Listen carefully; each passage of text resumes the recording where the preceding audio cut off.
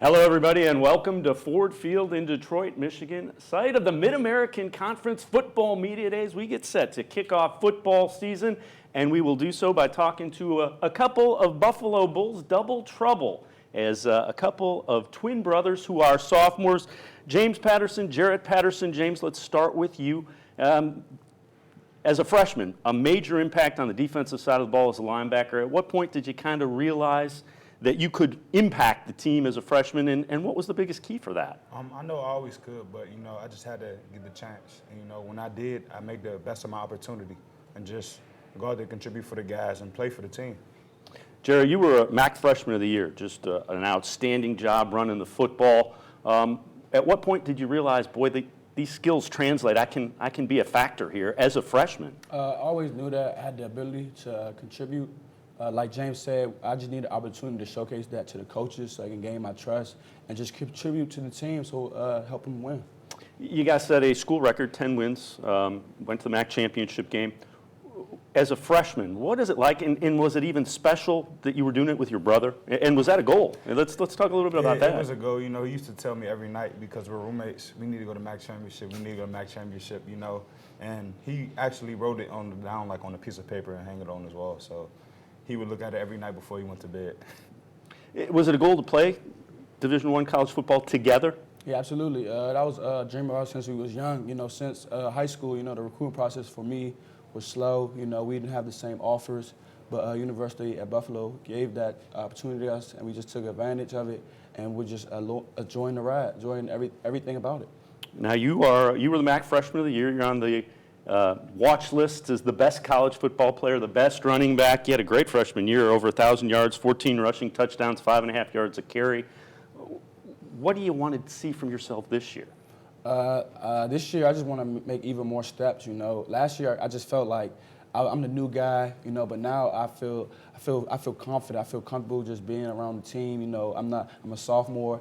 I still have stuff to learn, but I just want to keep improving each and every day during camp. Now, James, as a linebacker, you had 40 solo tackles, 9 tackles for loss, a sack, 4 forced fumbles. You were a force on the interior of that defense. What about you? What do I would imagine you're bigger, faster, stronger, and you've adjusted to the speed. What do you want to see from yourself? Just to be more of a leader. As some of them older guys left, leadership left, so I just want to step into that role.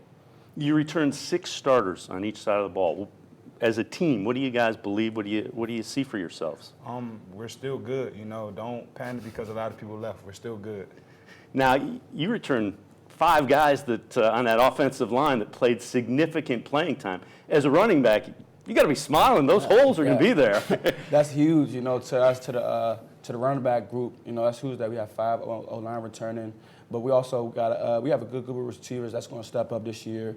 And then I feel confident in our QBs that's going to get the job done. Now you did lose, the MAC Player of the Year as quarterback, graduated and has a chance to continue his football career. Is there a sense, though, that what you guys learned as far as winning and what it takes, the guys that are still here kind of know that? What's the biggest thing you learned about that 10-win season? I learned that, if we come together, no matter like who's playing, we can do something real special. Just always believe in everybody that's on the field, and always try to teach up the younger guys who's not on the field. To have a great program, you have to teach everybody, so when somebody comes out, it's not a downfall. James, you're a linebacker. You got 3 guys behind you that are returning starters, 2 guys in front of you, so you have experience at every level.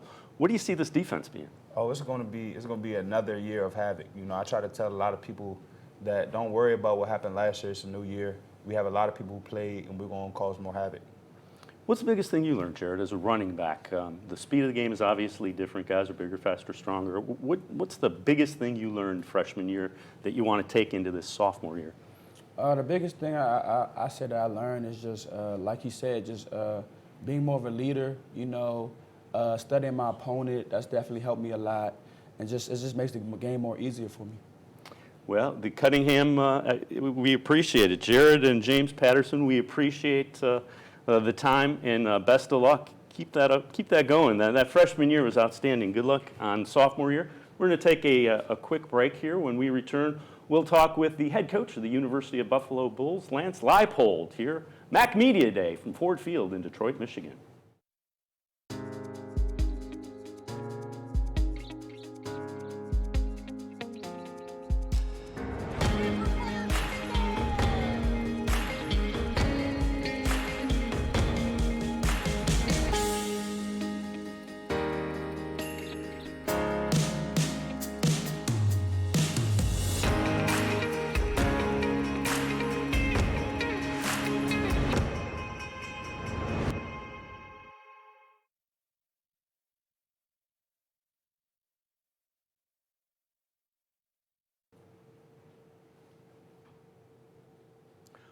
We continue with MAC Media Day here on cleveland.com and M Live. We're pleased to be joined by the head coach of the Buffalo Bulls, Lance Leipold. Coach, we appreciate it. 10-win season, set a school record a year ago. What have you learned from that through spring practice, and what has it done for the guys that are returning? Well, I think it's done a lot for our program, our department, and really our university. And it was an exciting year, and I think it started, really with our basketball programs, and things have really kind of taken off for us. As a program, it's given us confidence and things to build upon. That said, we didn't finish it quite the way we had hoped, and that's a learning lesson as well. So as we've been hoping for in our time at Buffalo, that, those bowl practices and those experiences are going to help build our program for the future. And I think we found those things happening for us as we went through spring practice. Everybody says, well, you lost the MAC Player of the Year in Tyree Jackson, quarterback.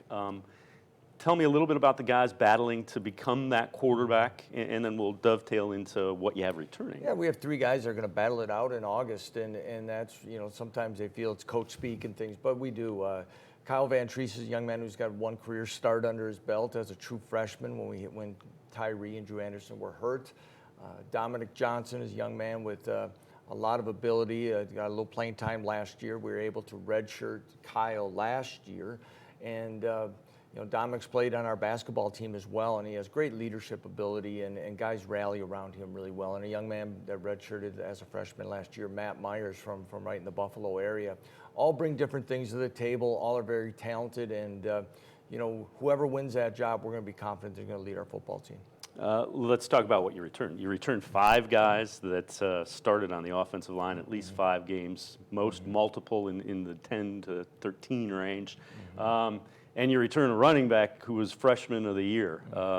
What does that enable you to do, and what does it enable you to do with your quarterback? Maybe bring him along? Right, and I think that's the key part, that as you look at it, that it's going to be whoever that quarterback is. Yeah, I'm sure there's going to be some, I don't want to use the word growing pains, but there's going to be things that are going to happen for any quarterback, and we know how important the quarterback is in this conference. But as you said, to have an experienced offensive line for that person to feel confident with, that is our deepest and most experienced spot on our football team, and with with Jared Patterson, but also Kevin Marks, and they're a good 1-2 punch in their running styles. We feel we have very good depth at running back, and that's going to allow that quarterback to get settled in that position.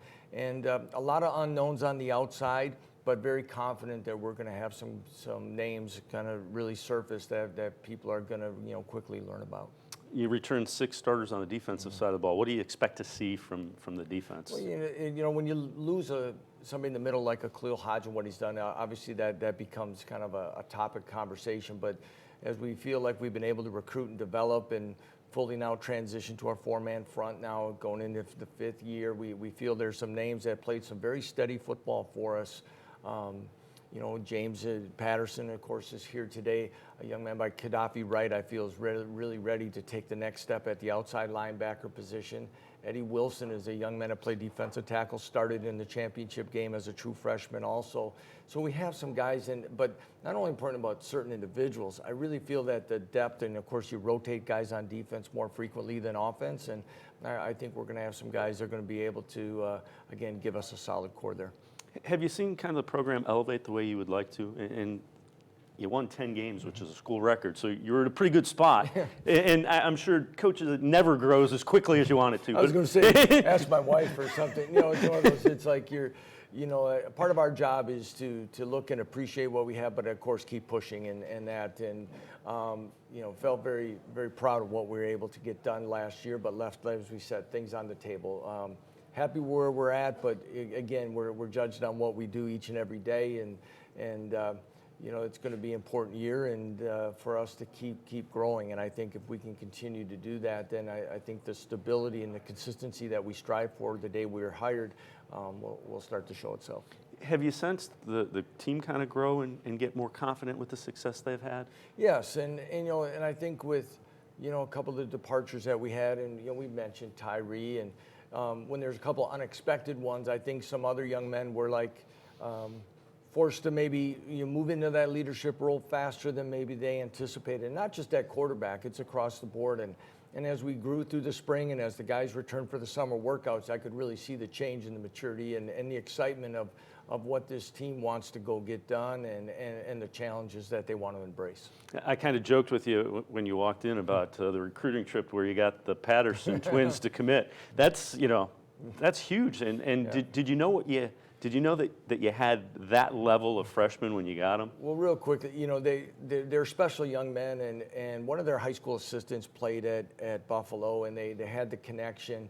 And Kevin Marks had committed to us at running back, so we asked Jarrett to wait to be a mid-year enrollee, and James said, I'll wait with Jarrett. So they're mature beyond their years, and it took us about a week of spring football to us kind of looking around on both sides of the room that these are just how they go about it too, and how they go about their schoolwork, how they help in the community, all the things that you want your student athletes, these two young men do.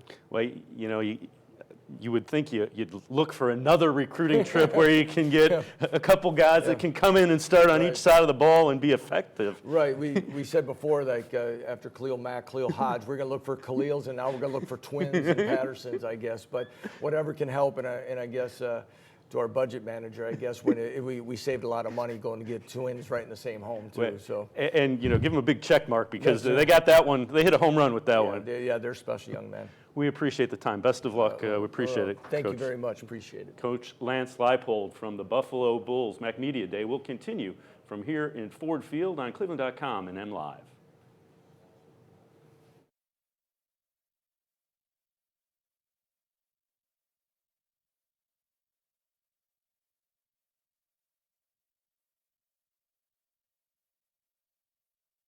In Detroit, Michigan, and we're pleased to be joined by Kent State Golden Flashes quarterback Woody Barrett and outside linebacker Nick Falker. Guys, we appreciate it.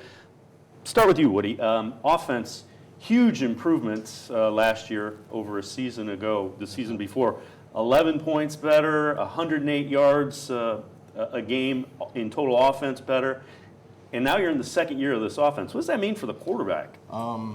So last year we did pretty good, but this year just about improving and knowing the assignment and attacking and going about it our business the right way. So that's a major key for us in our offense this year and year two. Are you more comfortable? At what point in time did you really kind of go, okay, this is second nature? It was kind of late during the season, but it's better late than never.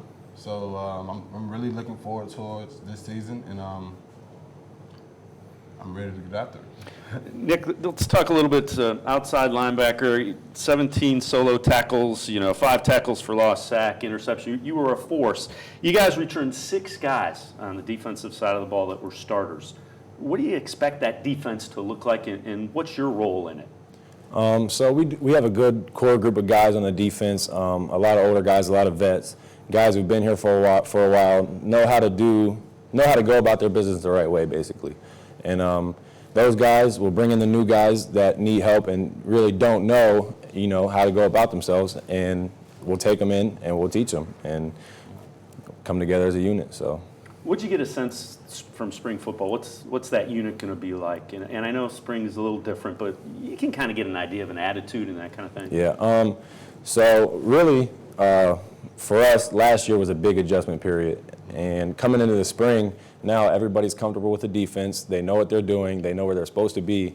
So it's more kind of like a calm in the storm, like we're comfortable, And really what we're going to focus on is just attacking, being aggressive, playing hard, and doing our 111th. Now, Woody, 8 guys back on the starting side of things for the offensive. And you started 12 games, almost 2,400 yards, 11 passing touchdowns, 7 more rushing touchdowns. Tell me about this offense. What do you envision it being this season, second under Coach Lewis?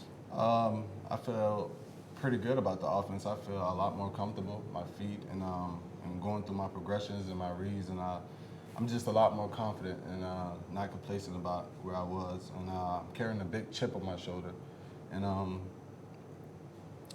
I just feel pretty good about this offense, and I just feel like this offense through me can excel through the ceiling, and I'm just looking forward towards it. What are some of the things that you guys want to see from yourselves as a group?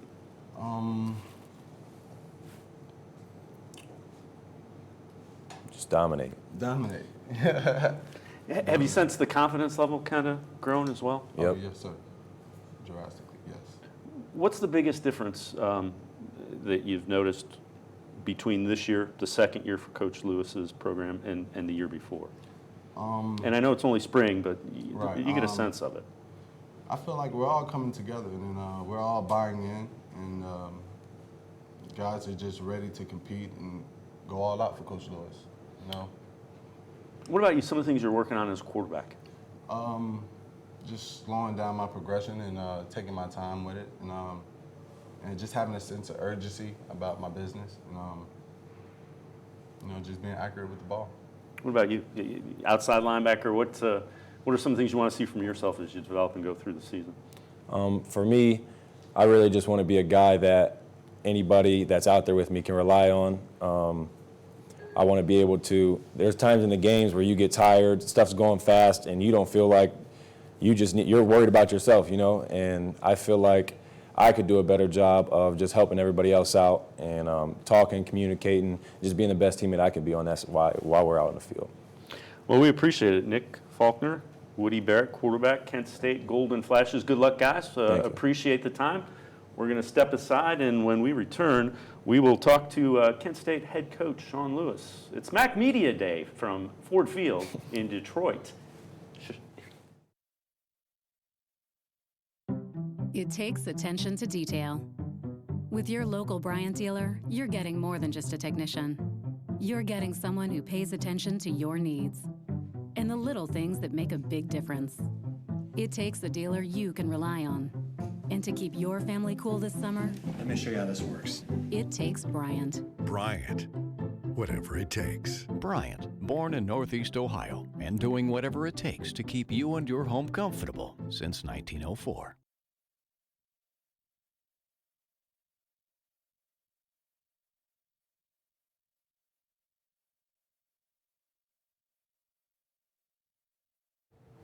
Mac Media Day continues from Ford Field in Detroit, Michigan. We're pleased to be joined by the head coach of the Kent State Golden Flashes, Sean Lewis. Sean, second year in charge of the Golden Flashes. Last year, the offense better than 11 points per game improvement, better than 100 yards total offense per game improvement. What do you expect to see this year in year two? I mean, continued growth and improvement, right? I mean, there's a great bond that's forming amongst our team. The guys are doing a great job working all through winter conditioning. Spring ball was significantly better than it was a year ago. Summer conditioning's been great, and just excited to get with these guys in camp and really continue to develop the bonds and get a better depth and understanding of all of our schemes, offensively, defensively, special teams, and find out what we got. You look at your quarterback that's returning, Woody Barrett. What do you expect to see from him in year two of that? I think he's going to be much more efficient with the football, his decision making. You know, he was good last year, but there's some things that he'd be the first one to tell you that he can clean up, tighten up, and just be more efficient so that we can be more proficient as an offense. Year two is usually when you see the biggest growth, because first year everybody's kind of getting used to it. Sure. Have you seen that? Have you seen the speed and the quickness and people just kind of understand a little bit better? Yeah, I think like any relationship, you know, whether it's husband, wife, boyfriend, girlfriend, coach, player, right? The more you go on dates, the more you're around one another, there's a level of comfort to where you can be yourself and you can go and be better at what you're doing. So everything that we've done through year two has been significantly better. The tempo's increased and you know, it's just been cleaner across the board.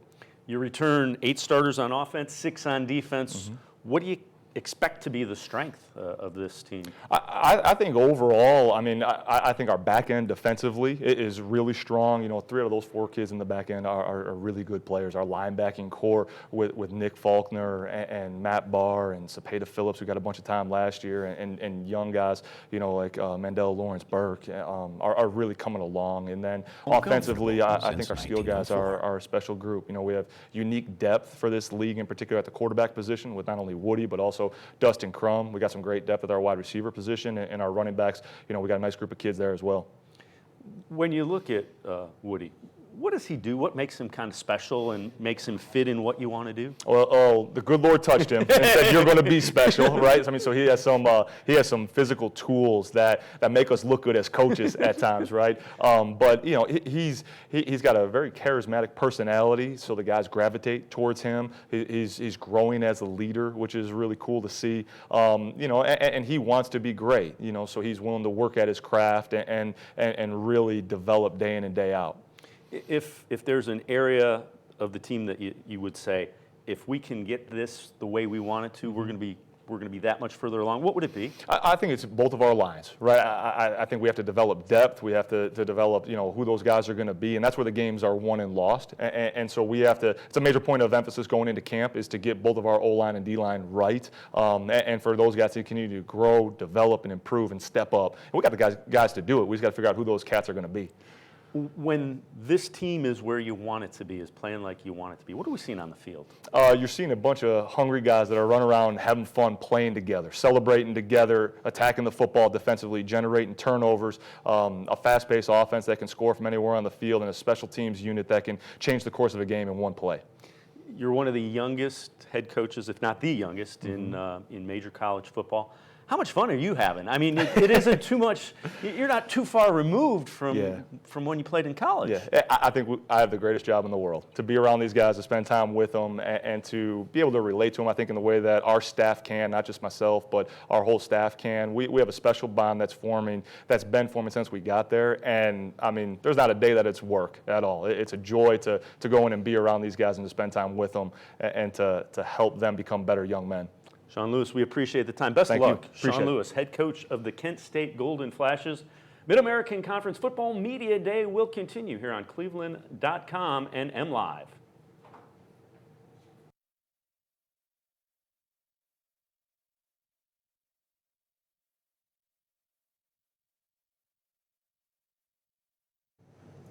MAC Football Media Day continues from Ford Field in Detroit, Michigan. We're joined by the northern-illinois-huskies, who were the MAC champs a season ago. We have running back Trey Harbison, safety McCulty, Williams, and guys, what did that do for you? A big come-from-behind win in the MAC championship game. What did it do? It was huge for us as a team, you know, to come back from 19 points. At first, we didn't really know if we could come back, and then it was a hope, and then our leaders just rallied up and was like, you know what, we can do this. You know, the world don't think we can do it, but I think we're going to go ahead and do it. So that right there just gave us that motivation leading into the summer, and we're looking to get back. McCulty, what does it carry over into off season, and you know you're getting ready for training camp in a couple weeks? It definitely does. It just shows our team that, you know, you will go through some adversity, and things might not always go your way, but you have to persevere through any adversity that we hit. And, you know, throughout the course of a season, you're always going to have adversity, regardless of the circumstances. So you just have to keep persevering and keep on at it. Now, you return 7 starters offensively, 7 starters defensively. Team looks like it's pretty loaded. I mean, you feel that way, or? Yeah, I feel like we're pretty loaded. I feel like, you know, our core guys came back besides, you know, Sutton and Mac. So we feel like we have a lot of guys on our team offensively and defensively that knows how to get it done. So we just need to rally up the young guys and get them ready too. So. McCulty, what about the defensive side of the ball? What's going to be a strength? Definitely a strength for us would be our guys that have experience. You know, we have a lot of guys that have played football for Northern Illinois and understand how to do things the hard way. So I think the biggest strength for us would be our experience. Now, you do have a new head coach, Tom Hammock, and he's a guy who is a Northern Illinois Husky. What's it been like? I know you haven't gone through camp yet, but you went through a spring with him. What has Coach Hammock been like? He was a great addition for us. You know, he's installing a lot of accountability. You know what I mean? So making sure everybody goes to class and do the right things off the field as well as on the field. So and he's real big on academics. So he's been a good addition to our program. McCulty, what's Coach Hammock has been a great addition to our program. He teaches you to do things the right way all the time, no matter what you're doing and everything you do in life. He wants to mold you into doing things one way, and it's the right way. So it's been great having him, and it's been great learning from him. Now, I got to ask you, Trey, running back, he was a running back coach for the Baltimore Ravens for the last 5 years. How excited are you to have that kind of knowledge that's going to be coaching you. I'm really excited. You know, he's real hard on us running backs already. You know, so every time we do conditioning, he's right there. Every time we're lifting weights, he's right there. Even some position means he's right there. So it's good to have that outlet to go to because he knows what the next level is looking for. So he's a great outlook for us running backs. Instant credibility when a guy that's coached with an organization like the Ravens comes in and says, "This is how we need to do it." Right. So he tells us about the Ravens, and we can't hear enough about Wisconsin and Melvin Gordon's and James White. So hopefully I can be in a category with those guys when he talks about with the next generation. McCulty, what do you want to see? You had a good year last year, you know, without question. 46 solo tackles, 3 tackles for loss, 2 interceptions. What do you want to see from yourself? I just want to see. I want to build a better relationship with my teammates, and I honestly want to, you know, create other leaders within our team, and I honestly just want to see another improvement in myself because I made strides over the summer, and in the spring I've become a better player. So I'm just ready to showcase that and let the world see it. I mentioned 14 starters back. What's the level of confidence of you guys heading into the season? We have, honestly, a lot of confidence in our guys and the guys that are coming back, but, you know, confidence doesn't really matter until you get out there, you know what I'm saying? So you have to go out there and play the games and, you know, see where you end up at. Trey, you had over 200 carries, over 1,000 yards, over 5 yards a carry averaging. What do you want to see from yourself? Are you kind of on the precipice of really busting out, you think? Yeah, I have a lot of individual goals myself, but I'm more focused on the team and worrying about getting more wins than yards, you know what I mean? So if I have, it doesn't matter how many yards I get, you know, if we come back and win a MAC championship, then that's the only thing that really matters to me. Trey Harbison, McCulty Williams, we appreciate the time. Best of luck. The Northern Illinois Huskies. We're going to take a quick break. Coming up next is the Huskies' new head coach, Thomas Hammock. MAC Media Day from Ford Field in Detroit will continue here on cleveland.com and MLive.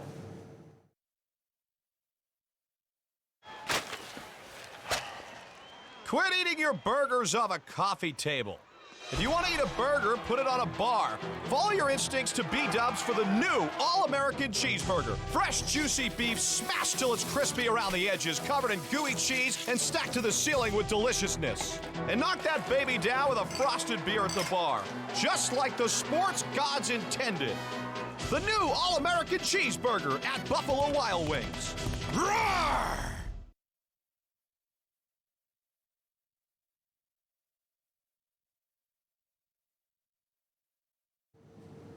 MAC Media Day continues from Ford Field in Detroit, Michigan, and we are pleased to be joined by Northern Illinois head coach Thomas Hammock.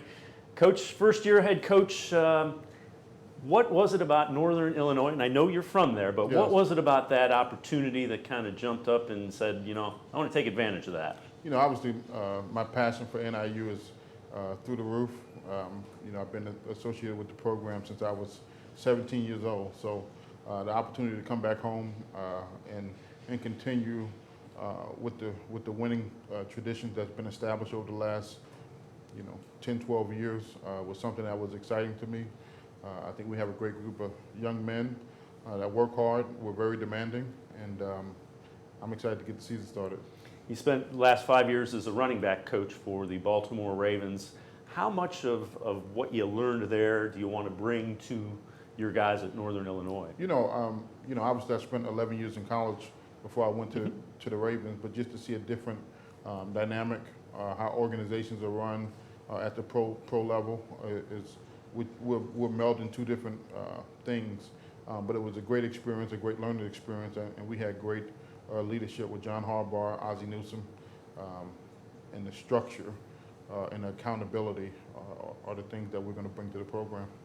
Now, you return a lot from a team that won the MAC championship in dramatic fashion, 7 on offense, 7 on defense. What do you like about the pieces that you have? I certainly like the work ethic of the group. I think we're definitely strong down the middle of our defense, and so we're going to rely on our defense as we continue to develop the offense to be more explosive and create those chunk plays that allows you to score a lot more points. You coached running back, so I got to ask you about Trey Harbison. What do you see in him? And I know you only got to see him a little bit in spring. You haven't really gotten into camp, but Yes. You can see skill sets. A guy that coaches running backs Correct. can see some. Definitely a tough, hard-nosed runner that brings a level of physicality to the game that you really like. I think this offseason he's really changed his body. He's lost some weight. He's gotten quicker. So I'm excited to see where he's at when we go into camp. You know, I've had the luxury of watching every summer workout, so I've seen him every day, and I think that he's gonna surprise some people with the way that he's moving and taking this game to a higher level of play. If you were going to say there's an area that we need to kind of, and I don't want to say improve, but an area that we need to get together, and if we get that going in the right direction, we're going to be Yes. closer to where we want to be. What area on the football team? You know, we want to definitely be more efficient in the passing game, and I think that's a multiple things. I think, you know, as we increase the play of the wide receivers, I think the quarterbacks are going to play better. So we definitely want to be more efficient in the passing game, and I think that opens up things in the running game. And the big thing, we look for balance. You know, we're not going to be heavily one-sided. We want to create balance. We can run the ball and throw the ball deep, play action pass. I think all those things meld to our offense. When this program is playing the way that your team, when it's playing the way you want to see it, what are we going to see on the field? Yeah, I think you're going to see a group of men that go out there and play regardless of the score, regardless of the opponent. They're going to go out there and compete to the end. You know, we're not going to take the foot off the gas, and in the game we play, you know, no matter who it is. And so we're going to be aggressive. We're going to be attacking. Our defense is going to swarm the ball, and we're going to look to be explosive and dynamic on offense. And obviously we want to play great special teams. So, you know, we want to be good in all three phases, and that's what we've been working on this summer. That's going to be our focus when we get to fall camp, and then obviously we got to put the product on the field and execute when the season comes. Fair to say this was a dream job? You mentioned you'd been associated with Northern Illinois since you were 17. When that came open, did you kind of look at that and say, this is what I want? I've always told my wife this was the one job you don't have veto power over. And so, you know, when I was fortunate enough to go to the Ravens, I said, you know, I didn't know how the NFL experience would go. I enjoyed it a lot more than I anticipated, but I always said I would leave to go back to NIU. That would be the one job I would leave for. Well, you're here, and we wish you the best of luck, Thomas Hammock. Thank you. First-year head coach of the Northern Illinois Huskies, the defending Mid-American Conference champs. We'll be back with more MAC Media Day from Ford Field in Detroit, Michigan, here on cleveland.com and MLive.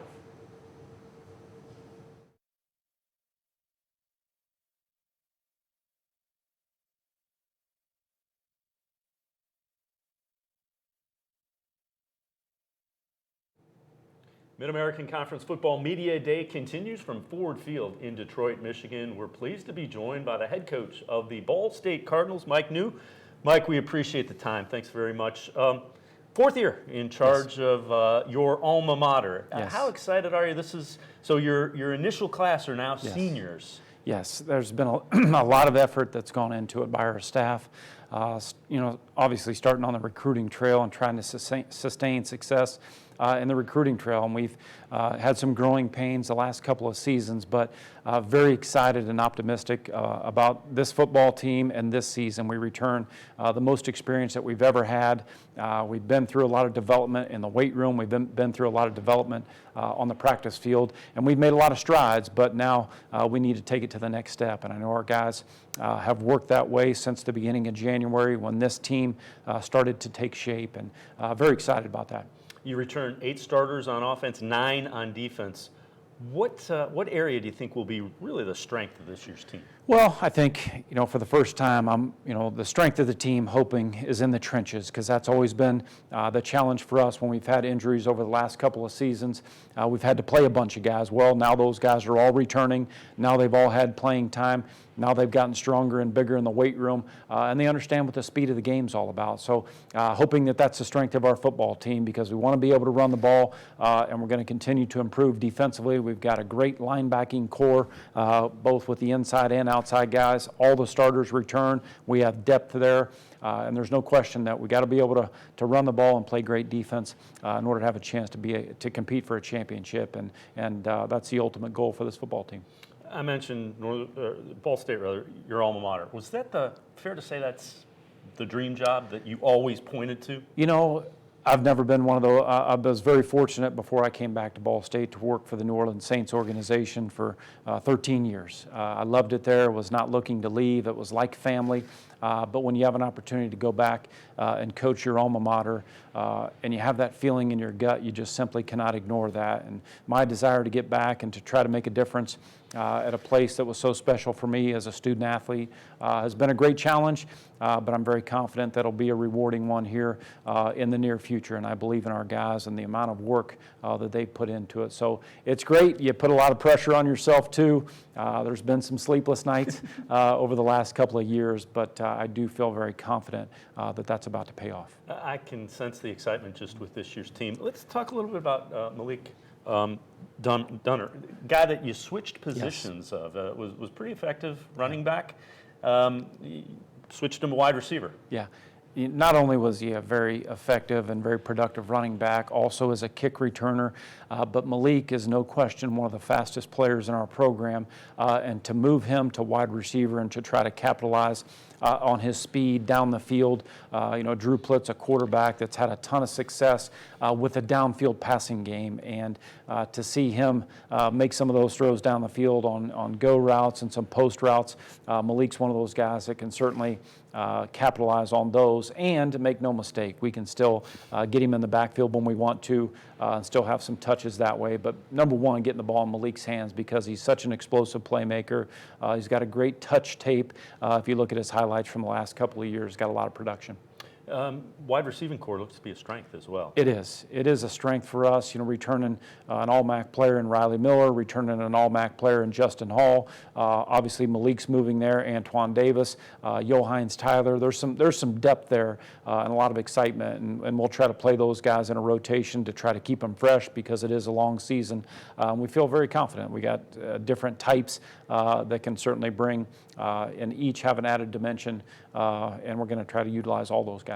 The idea to kind of stretch the field to open up some things.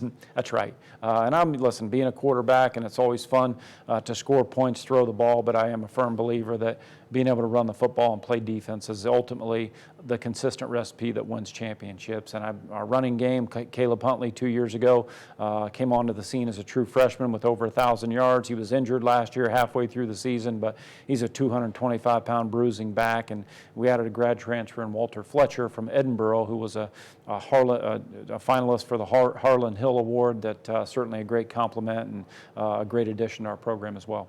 If there's an area on the team that you would look at and say, boy, if this goes the way we want it to, we're gonna be in pretty good shape. What area? I think that the health of the guys on the back end defensively, between the safeties and the corners, if we can stay healthy there, that's the one area that has been a plus when we've been healthy, but it's also the depth there has been a little bit of a concern. So hopefully we can stay healthy there on the back end. Because if we can do that, I think we've got some very good days ahead for us. Mike Neu, head coach of the Ball State Cardinals. We appreciate the time. Best of luck. Thank you very much. Mid-American Conference Football Media Day will continue. We'll hear from a couple of the Ball State players here on cleveland.com and MLive.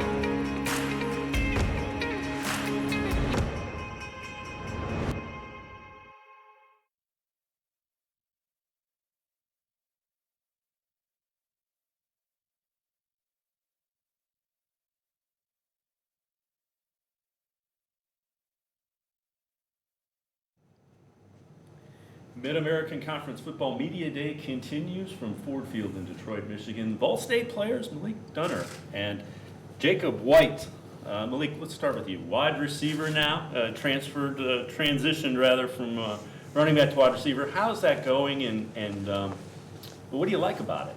I just love running, It's the biggest thing. It's kind of hard, coming out of the backfield and having to run through a couple guys, and rather than being outside the receiver and have to just run through a corner or just a safety. But it's been fun. I mean, I hit the ground running with it. I've kind of knew the routes before I moved over anyway, so it's been good for me. It seems like they just want to get the ball in your hands in some space. Is that, and that has to be. That's ideal. I see the smile on your face. Ideal. I mean, if I'm in space, 1 or 2 guys, I mean, they're probably not going to catch me, so I think it's been fun. Jacob, last year, 32 solos, 4.5 tackles for loss. Almost took one away from there. Sack, interception. This defense returns 9 starters. What do you expect from the defense this year? Yeah, I expect a lot. Obviously, the continuity and the experience is there. And with that being said, we need results and more of those. So everything's there. We lost, a couple guys, but are very intact for the most part. And we're real experienced, like I said, and we're going to be on the same page more, and that should translate with more turnovers and more 3-and-outs. And what we really do need to do is get turnovers and score off those turnovers as well. It's been a while since we've had a defensive touchdown, and that's kind of what we're itching for, and that's kind of what we want and how we attack each day. I mentioned the 9 starters back. What do you expect the defense to look like when you guys are playing the way you want to?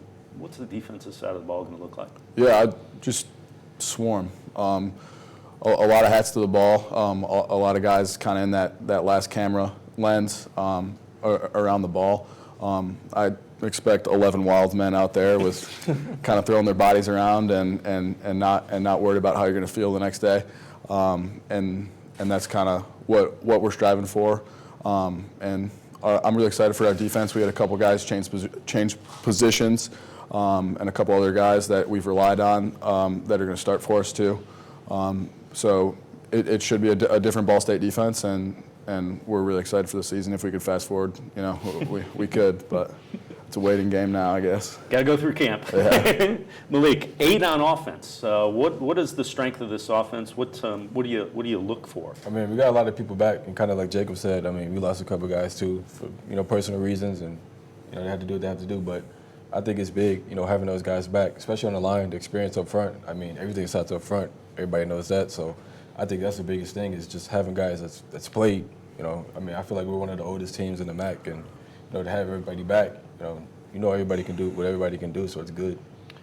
A lot of speed. Fair to say you have some speed at the skill position? Yeah, pretty good speed and experience. I mean, that's the biggest thing. I mean, you can be good if you want to, but if you haven't played, it's kind of hard to go out there and perform. What if there was an area that you guys would say we need to get this headed in the right direction team-wise? What do you want to see in order to get where you want to go? We just want to see the team just take those next steps. I mean, like defense, like getting turnovers and scoring, and offensively, us making bigger plays. That was an emphasis of last year, emphasis in the spring. And defense, they want to create turnovers. So as a team, offensively and defensively, we just need to come together and special teams and, just do everything right. Jacob, you feel maybe people might be sleeping on Ball State a little bit? Yeah, and that's fine. We don't care what other people think. All that matters is, those guys inside the locker room and our coaches. That's not our job to speculate. It's not our job to think we deserve more attention. That kind of just doesn't mean anything to us. So that'll happen with the success that we'll have this season. But I wouldn't say that's something we worry about. That's something we care about. That's because it's not. And we're just going to let our play on the field, settle all those doubters and whatever the case may be. Malik, what about confidence level of the guys on this team? Confidence it's good. Guys are really confident. Like I said, it comes with experience. Guys have played, so now they know what to expect, from other teams and what to expect from themselves. So I think that's the biggest thing. It's just those guys that have played, that are back, and have had good seasons. Malik Dunner, Jacob White, Ball State, we appreciate the time. Best of luck in 2019. Mid-American Conference Football Media Day will continue from Ford Field in Detroit.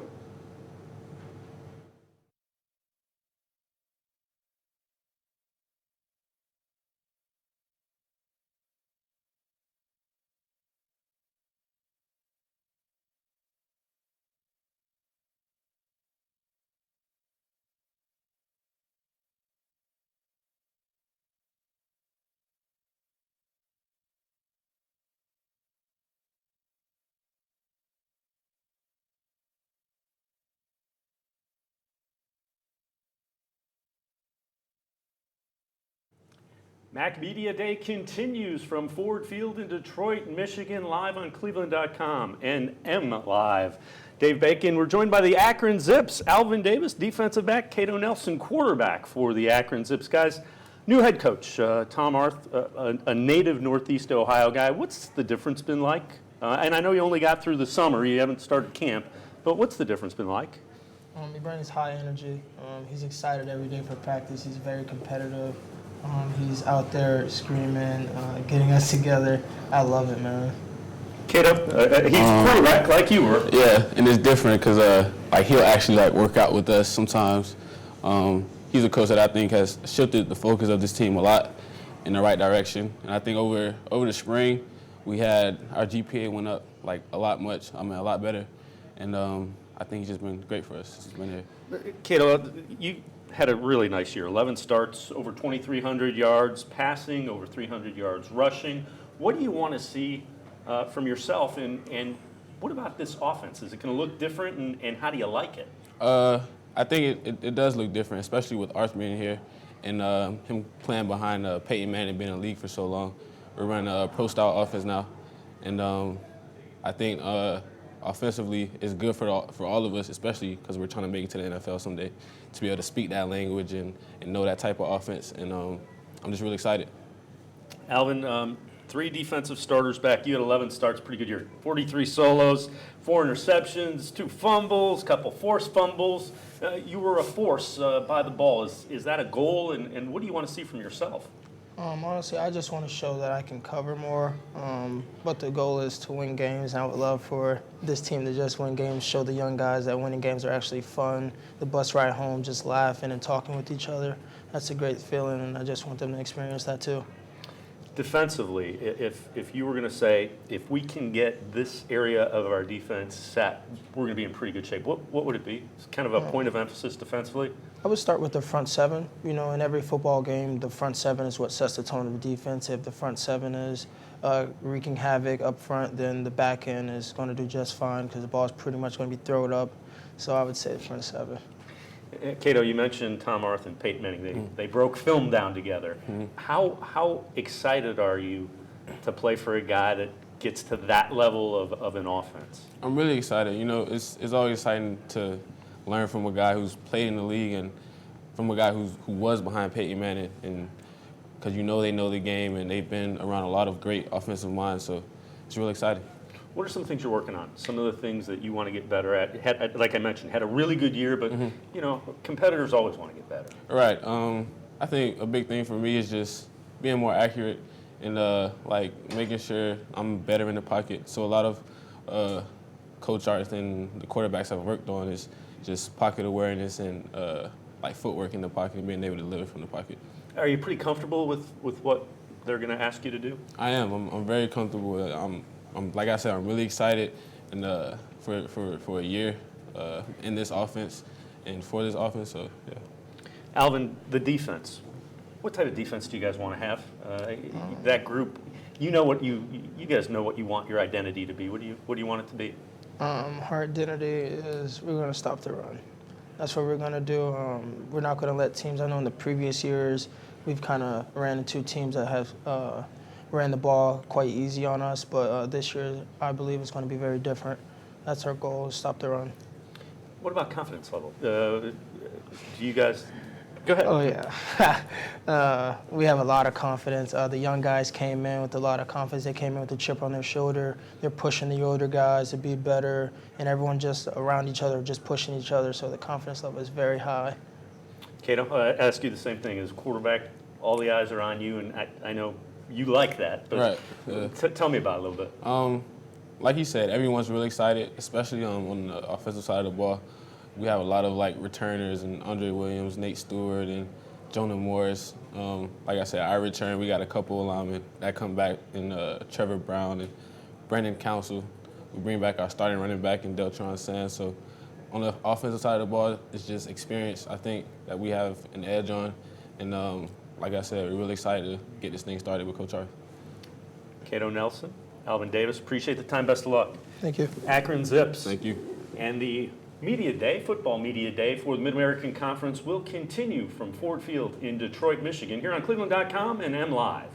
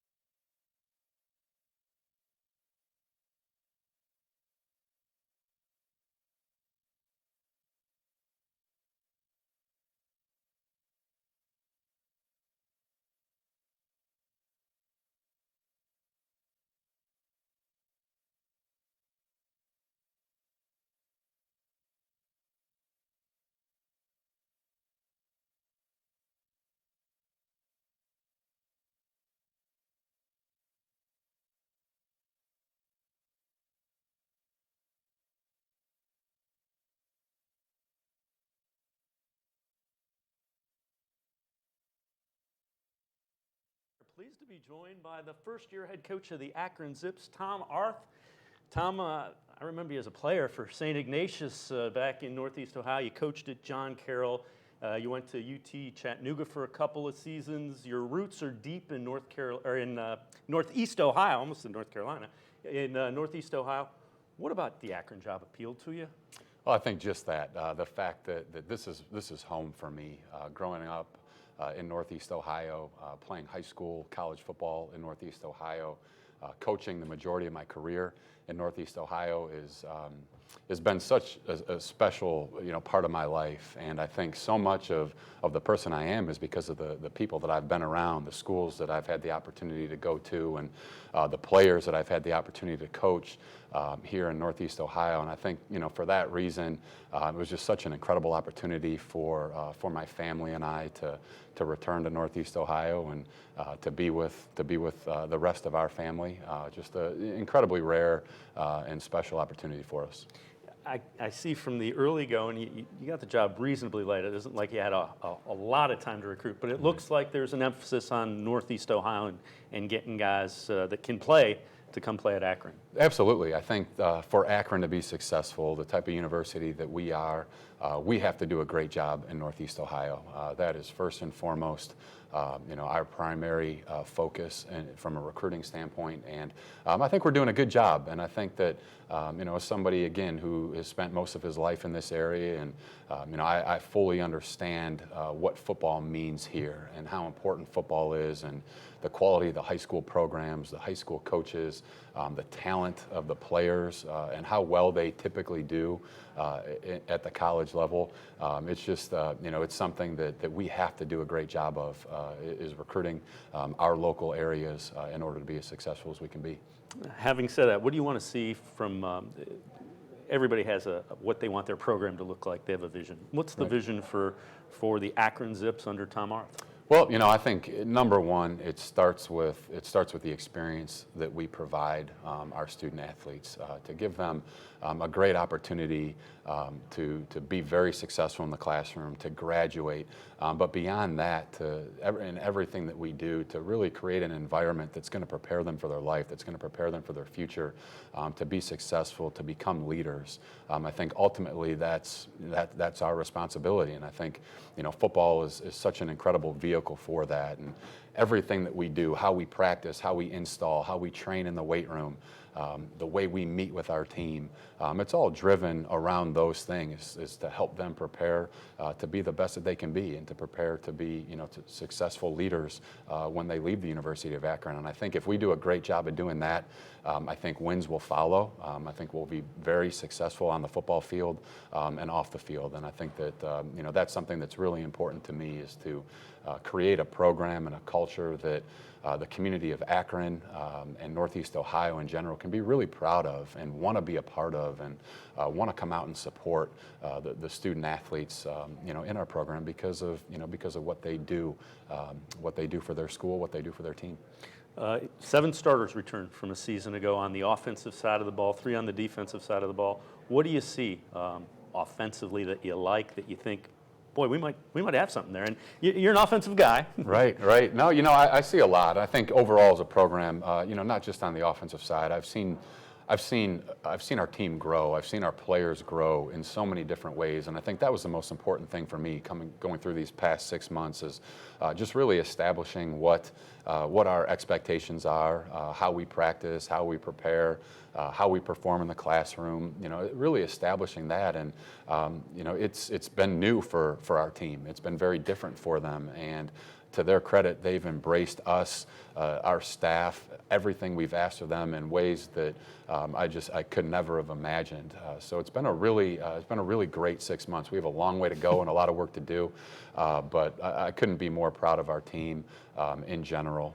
Offensively, as you mentioned, we have a little more experience coming back on that side of the ball, and I think it starts with the quarterback position.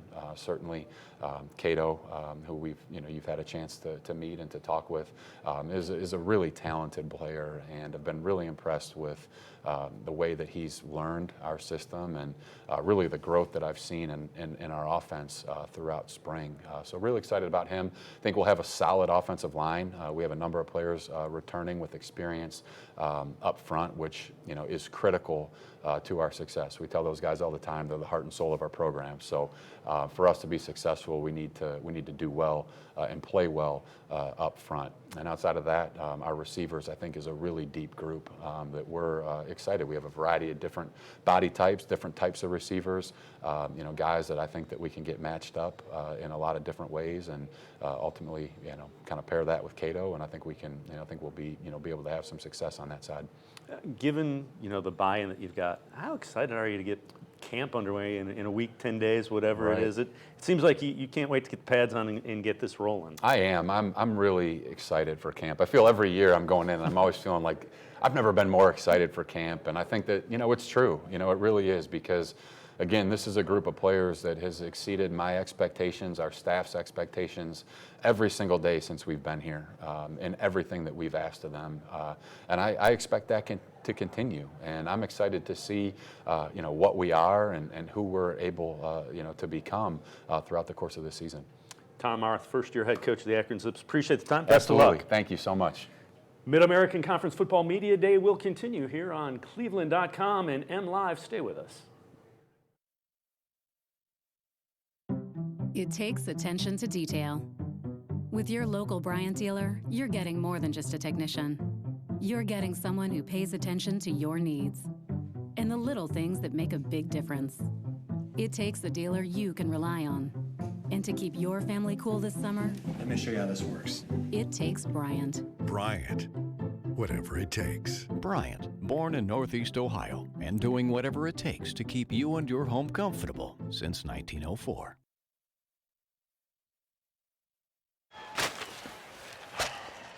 Quit eating your burgers off a coffee table.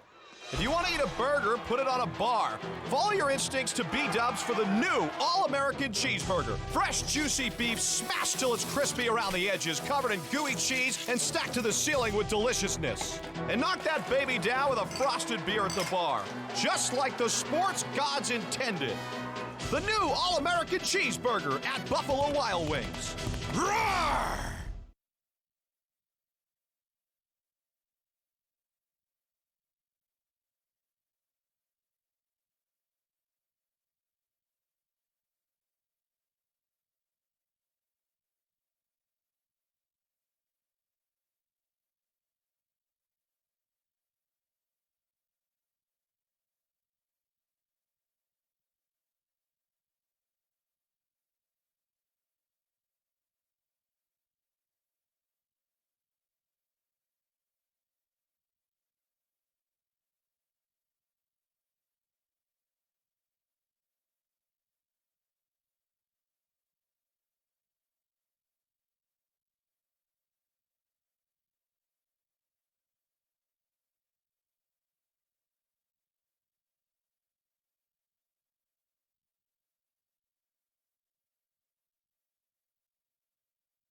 Mac Media Day continues here from Ford Field in Detroit, Michigan on cleveland.com and MLive. And the Miami Redhawks are in the house. Maurice Thomas, Yes, sir. fifth-year senior running back, and Doug Costin, defensive lineman who just creates some havoc defensively. 10.5 tackles for loss, 7 sacks, 28 solos, 2 forced fumbles.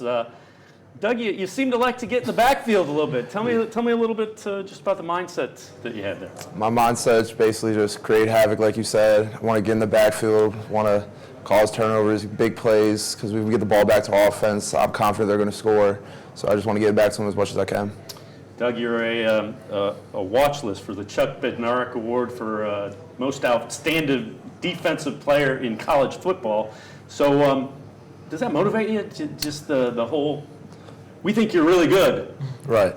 I mean, it does motivate me, yes, but just being on that watch list is an honor to me. I never really thought I could be there. It's kind of eye-opening. It kind of made me very excited for the season, just to prove like what I can do and also what the whole team can do as well. So definitely add a little motivation, but it's not something I would be disappointed if I wasn't on at the end of the year. Maurice Thomas, fifth-year senior, a local guy. So was it a dream in high school at Telawanda High to go play for the Redhawks? Yeah, you know, both of my parents actually went to Miami. Miami mergers is what they call it. So I've always knew the campus life, and I was always around. I went to the dining halls sometimes with them. And it was just a great fit, a beautiful campus. And once they offered me, I committed on the spot. So it was. How excited are you that you're going to get a chance to carry the football and kind of be a leader? It's so exciting. You know, we had some great guys last year, Kenny and Zoe, and I'm just ready to fill their big shoes and just give it all I can. So. You returned 5 starters on offense, 4 starters on defense. You guys won your last 3 last year. Is there some momentum that carries over into that, just the way you were playing, and you have a decent amount of starters back? I would say defensively, there's definitely a lot of momentum because obviously a lot of starters, you said we only returned 4, but at the same time, we still had a lot of kids towards the end of the year because starters got hurt. They had experience, so everyone's basically coming back. So I feel like there's a lot of momentum coming into the season. Yeah, and on the offensive side of the ball, we had a very strong spring ball. We have 2 great quarterbacks that are competing it out, and we're just really excited for the season. So it seems like that competition will carry. Gus Ragland, senior that graduated, really good quarterback, helped the program quite a bit. But it seems like that quarterback battle is going to go right down to the wire. Oh, yeah. I mean, they're both great, outstanding, both have big attributes, and I'm just excited to see what happens. So, confidence level. Are you guys confident that you can get it done? I know you were second to Ohio in the preseason MAC East voting that was released today. Are you confidence level, you guys? I'd say there is a confidence level, but also there's a known fact that in our league, anyone can beat anyone. So we want to be too confident, but we want to have that like certain amount of confidence going into every game. So I definitely feel like we're confident, but we know that we can't be overconfident or be cocky because we know that any day we can get beat. Yep. Like you said, we're confident, but as Coach stressed, we take it one game at a time. So we go in there with the mindset that we're going to go in there and play our hearts out. So, Doug, you've got a lot of experience. What do you want this defense to look like on the field? And you're going to be a leader, obviously. Correct.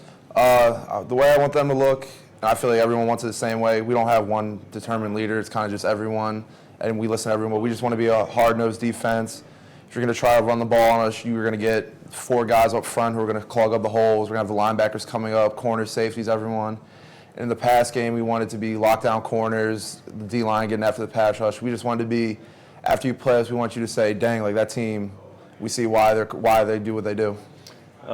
Fair to say you kind of like getting after the quarterback? Correct, yes. I did see the smile on your face when you mentioned that. Running style, Maurice, what do you want to be as a back? What if you're going to describe to me what you can do? Oh, personally, it's all about speed. Speed kills, we all know that. So just getting on the edges and using my God-given gift to just run fast.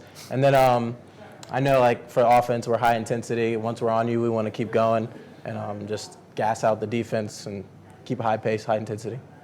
Maurice Thomas, Doug Costin, we appreciate the time. The Miami-Redhawks, good luck this year, guys. Appreciate it. Thank you. Thank you very much. Good luck. Thank you. Mid-American Conference Football Media Day will continue from Ford Field in Detroit, Michigan, here on cleveland.com and M Live. Stay with us.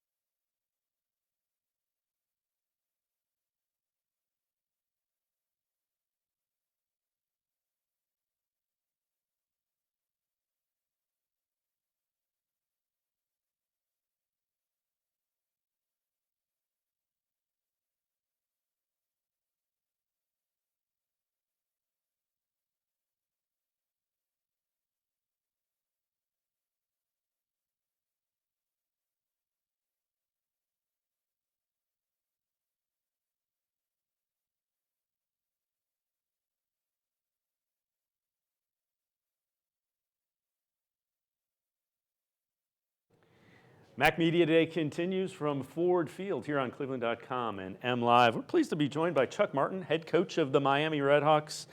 Coach, appreciate the time very much. You look at this year's team, 5 starters on offense back, 4 on defense. What position groups there do you see as a strength as far as experience returning?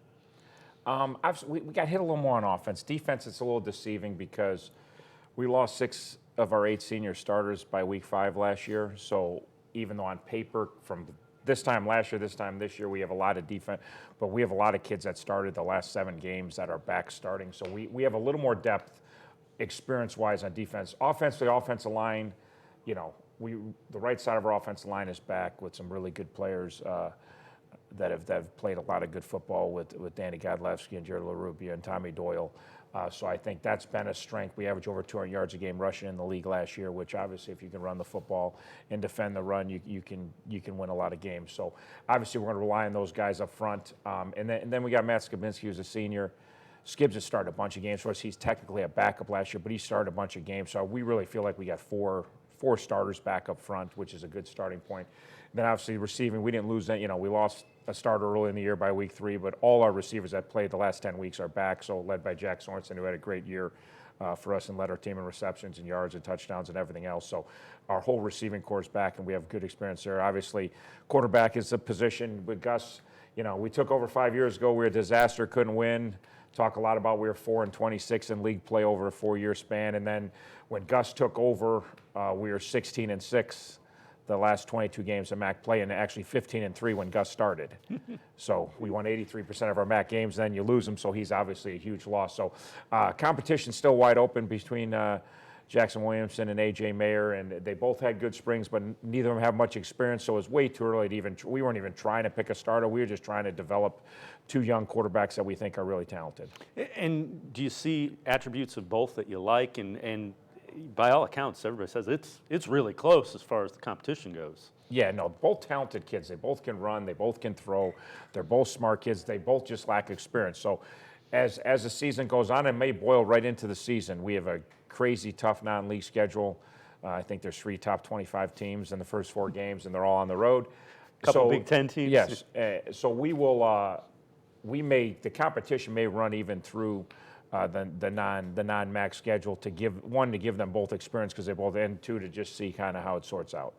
If you looked at an area on the football team and said, if we can kind of get this heading in the right direction, we'll be in pretty good shape this year. Is there an area that like that you can look at? Yeah, our pass defense wasn't. It certainly improved as the year went on, but it wasn't where we would like to be when you're talking about trying to contend for a MAC championship. We were pretty good against the run for the most part. The teams that hurt us, in particular in league player teams that threw it around a little bit, I think it can go from a weakness to a strength. I think we were very inexperienced at corner a year ago, and now we have a ton of experience at corner. So obviously that makes a huge difference for us. And then I think our pass rush will be better than it was. So I think it was an area of weakness for us and an area of concern. It still is, but I think it's an area that we shown really strong improvement in the spring, and hopefully we can continue improving. We're talking about how good our pass defense is this year. 6-6 overall, 6-2 in the MAC. Won your last 3. And you mentioned you had to play some young guys because of injuries. Does that kind of help you and go into this year, those last 3 games, in the way you play? It does a little bit. We think we're a pretty good MAC team. We thought we were a pretty good MAC team the last 3 years, which our record has been. Obviously, we haven't won a lot of non-league games, and we got a daunting non-league schedule again. So we have to compete as hard as we can and take our shots at some really good teams and enjoy playing in those venues. But also then we got to get ready for MAC play because we open up with, I think, Buffalo and Western and Northern the first 3 weeks. So, but we've been through it. We had a tough stretch down the end of the year. We played at Army, then we played at Buffalo, then we played at home against OU, and we're at Northern Illinois. And, obviously didn't win the first 2, but played Buffalo tight and then had 2 great wins against OU and Northern, who were the other 2 teams that were tied at 6-2. So we have confidence in the league that we're a good MAC team. We're still pushing to try to take the next step and get in the championship game. We've done kind of everything in the last 3 years, but do that. So our kids have confidence they're a good MAC team. Non-league, well, I think our kids have more confidence than maybe they should against some of the opponents we have. That's not a bad thing. No, definitely not. I'm not slowing them down, but it'll be interesting. So, were you happy with the work you got done in spring? training camp's probably 10 days away, something along those lines. Were you happy with the work you got? No, I love my team. Like we're 2 years running of our kids work, our kids are unselfish, our kids love football, our kids love to lift, they love to run, they love to compete, so they love to be coached, they love to get better. So it's a blast to be a coach at Miami right now. Our group is an incredible group to be around. Like even today, I'm disappointed I'm not back in Oxford and hanging out with our guys because they're just, that's who they are. So I don't have any concerns with this team. I think they're going to be a fun team to watch. I know they're going to compete their tail offs, and I know we typically get better and better as the year goes on, and that's a testament to the kids that they keep working, they keep grinding. It's tough in our league because we don't all start off great non-league, and there's got to be some perseverance and some mental toughness to play good football down the stretch, and our kids have been able to do that. Chuck Martin, we appreciate the time. Best of luck. Thank you. Coach Thanks of the for being Miami here. University Redhawks, Chuck Martin. Mid-American Conference Football Media Day will continue here on cleveland.com and MLive.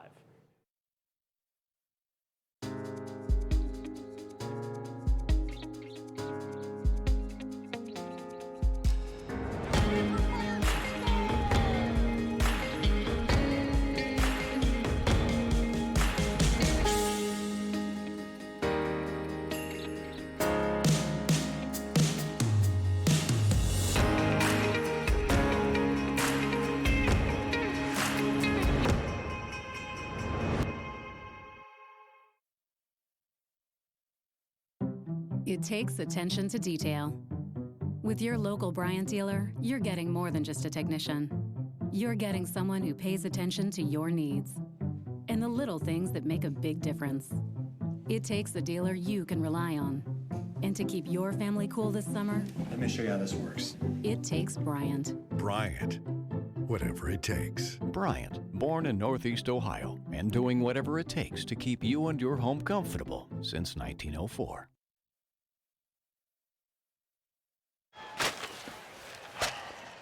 Quit eating your burgers off a coffee table. If you want to eat a burger, put it on a bar. Follow your instincts to B-dubs for the new All-American Cheeseburger. Fresh, juicy beef smashed till it's crispy around the edges, covered in gooey cheese, and stacked to the ceiling with deliciousness. And knock that baby down with a frosted beer at the bar, just like the sports gods intended. The new All-American Cheeseburger at Buffalo Wild Wings. Roar!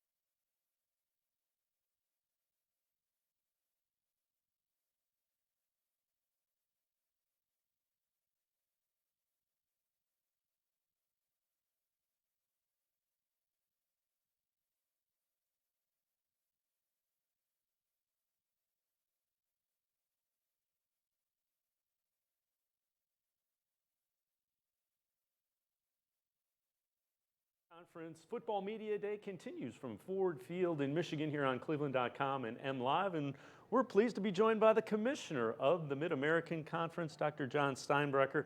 Dr. Steinbrecher, appreciate the time very much. I saw you have recently been named the vice chair of the NCAA Division I Council. Explain to us what that means and what the council does. Well, you don't want to walk out of the room at the wrong time. That's the first lesson there.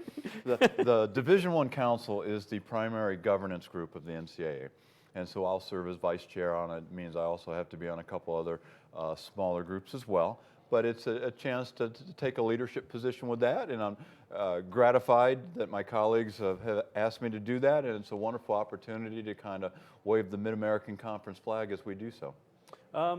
Let's shift gears a little bit. You know, MAC Media Day here at Ford Field. Obviously, the MAC Championship is played here, so you start and you hope to end the football season if you're one of these 12 teams at Ford Field.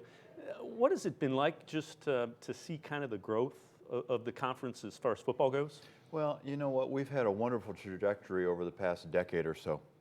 And, you know, the Maction brand has truly grown, and it's there's a lot of things that go into it. You know, at any baseline, you got to have really good coaches and recruit good student athletes and all those things. So you got to have the product.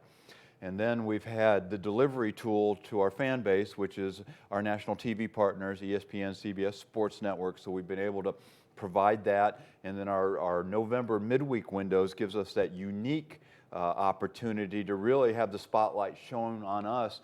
No one else has windows such as that. And I know there's pros and cons in the fan base's mind, particularly if the home fan base, you know, you got to come out on a weeknight and go to a game, things like that. I understand that. But the benefits far outweigh that. And so all of those things come together. And when you have a really, really fine product, you know, think back to that year Northern Illinois had that run or Western Michigan had that run. I think without the unique spotlights we had available to us, I'm not sure we get that type of attention or that type of reaction. And it's assisted our coaches in being able to go virtually anywhere in the country. And kids know about their programs. They know who we are. Their moms and dads know we can watch you on TV if you go there.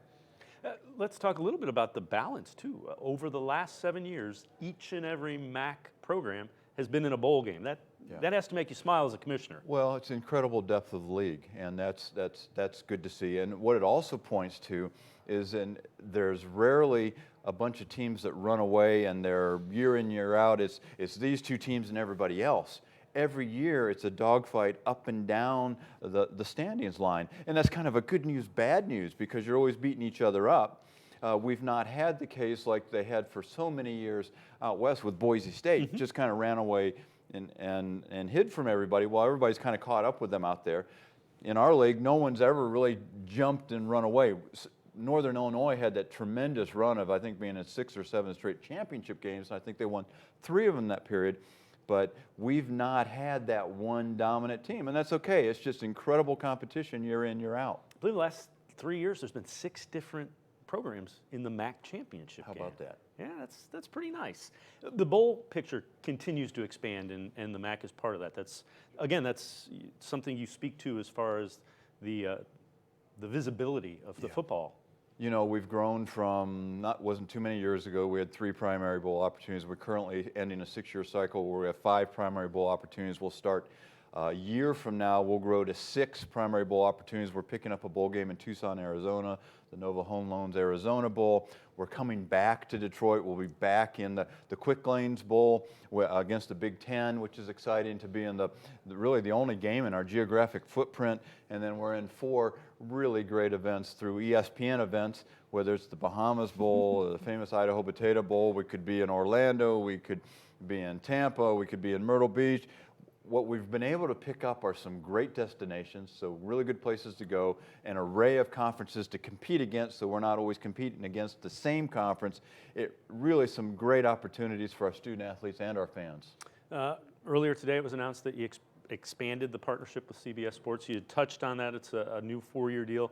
Talk a little bit about the visibility, and that's another piece of it. Well, exactly. When we redid our TV deal with ESPN 5+ years ago, one of the pieces when ESPN took all of our rights was us pushing them and the McGreen to sub-license a number of events, not just warehouse them. And so early on, we ended up with a sub-license agreement with CBS Sports Network, which is in over 60 million households.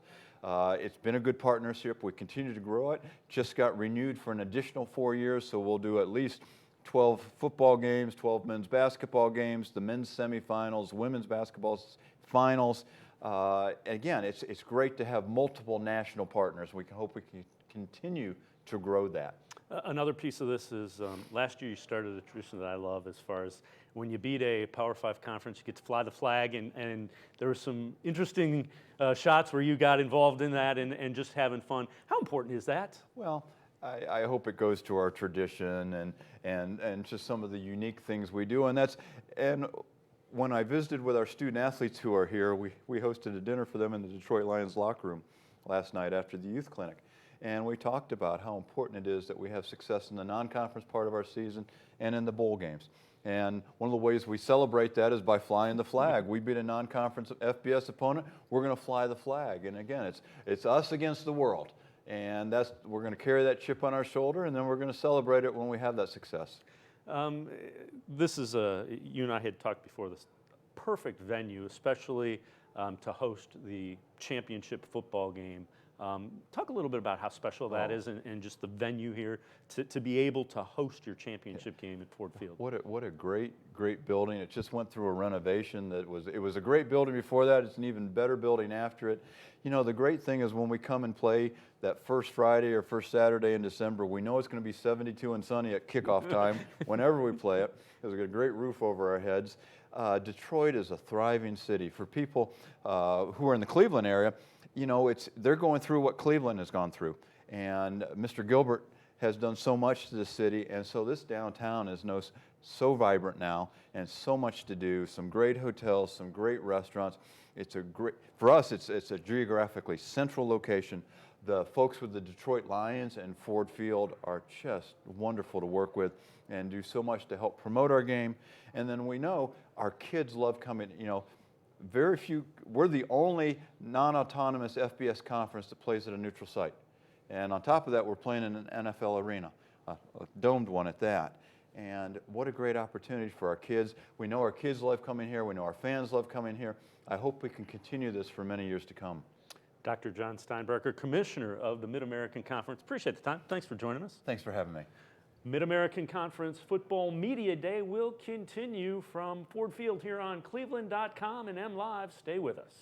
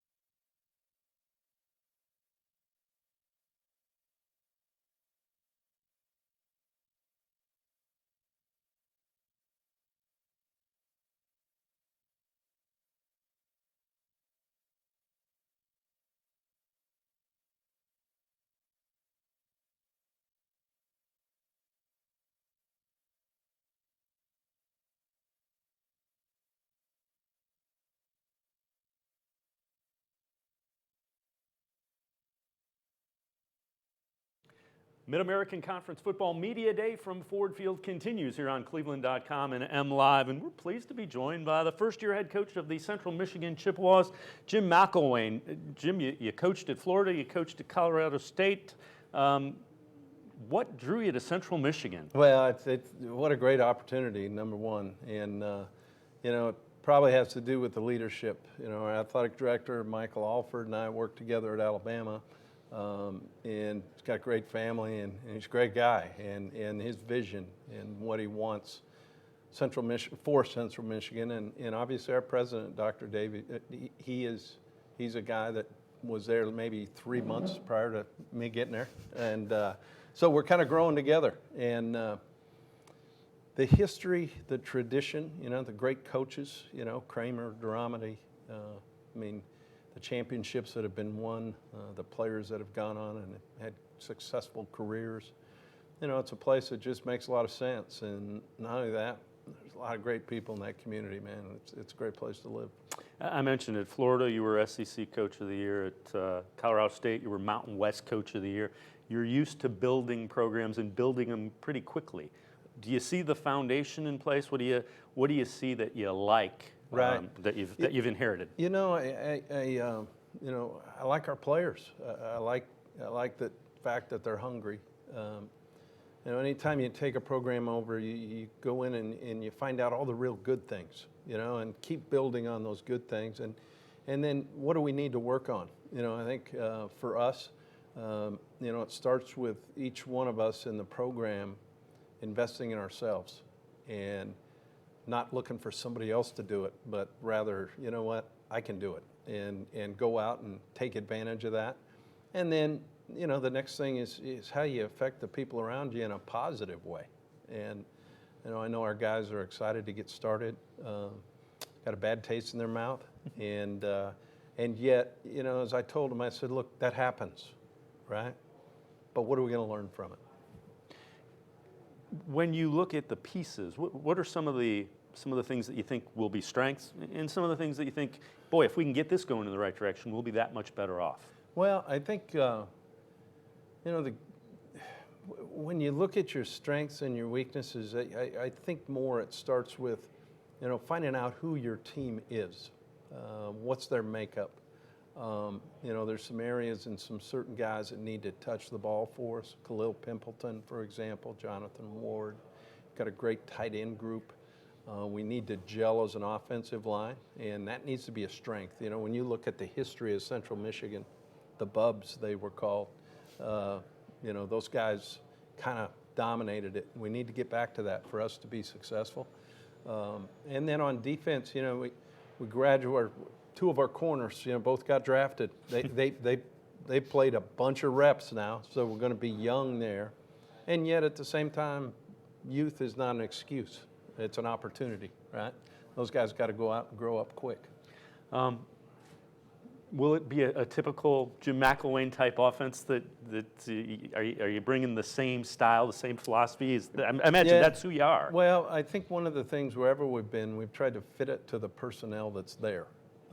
You have to. And not try to force something that, maybe we're not recruited to. So we'll obviously be awful spread and be able to get the ball out of our hands to our playmakers. And I think the big thing on your get it to list is who needs to touch it and how many times they need to touch it for us to be successful.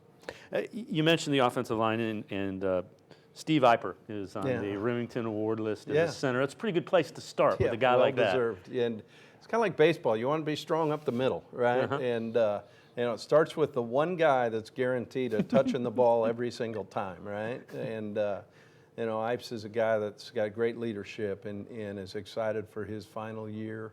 I'm looking for great things out of him as he affects those guys around him in a positive way. 4 starters back on defense. You mentioned, your corners both got drafted, so pretty good players. Really good players. Yeah. What do you have back defensively that you can build on? Well, I think we don't know because they haven't played, right? And yet, Daquan, who's another guy that's here with us, he gives us that leadership back there in the back end. His communication has been fantastic. And, you know, he's a guy that can play anywhere in the country. He's a really good player. MJ, our middle linebacker, who's a guy that we've got to rely on. And then up front, we need to be able to get some pass rush, and then inside, you know, with Robbie and Laquan and Dill, some guys that we could stop maybe that inside run game. You know, Adesanya needs to give us some pass rush on the outside. So, but with that being said, you know, they're eager and they're willing, and that's the thing that you really like. That kind of goes into what my next question was, is have you seen the guys buy in? I mean, when a guy with your history comes in, I would expect it, but are you even pleased beyond initial? Look, it doesn't matter, and anything you do in life, change is hard, man. It's hard on everybody, and having done this a couple times, I know that, and yet, I think when they realize that you're simply there to help them be successful, and you're going to fight for everything you can to help them be successful, that's really where it starts. And you know, I really like our guys. They're fun to be around. They're a good group. They're appreciative, and you know, I'm sure being picked last, I'm sure they're going to, you know, I hope they don't feel that way. Right?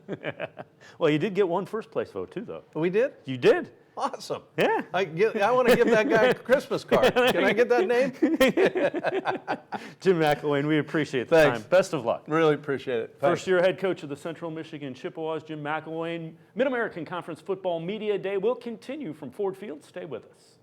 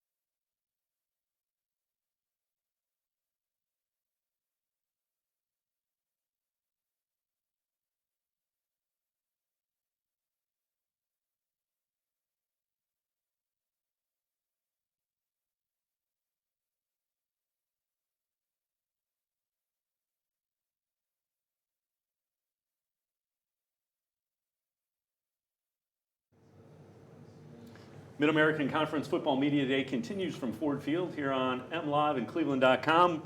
We are pleased to be joined by the Central Michigan Chippewas, DeQuan Jamison and Steve Eiper, a center.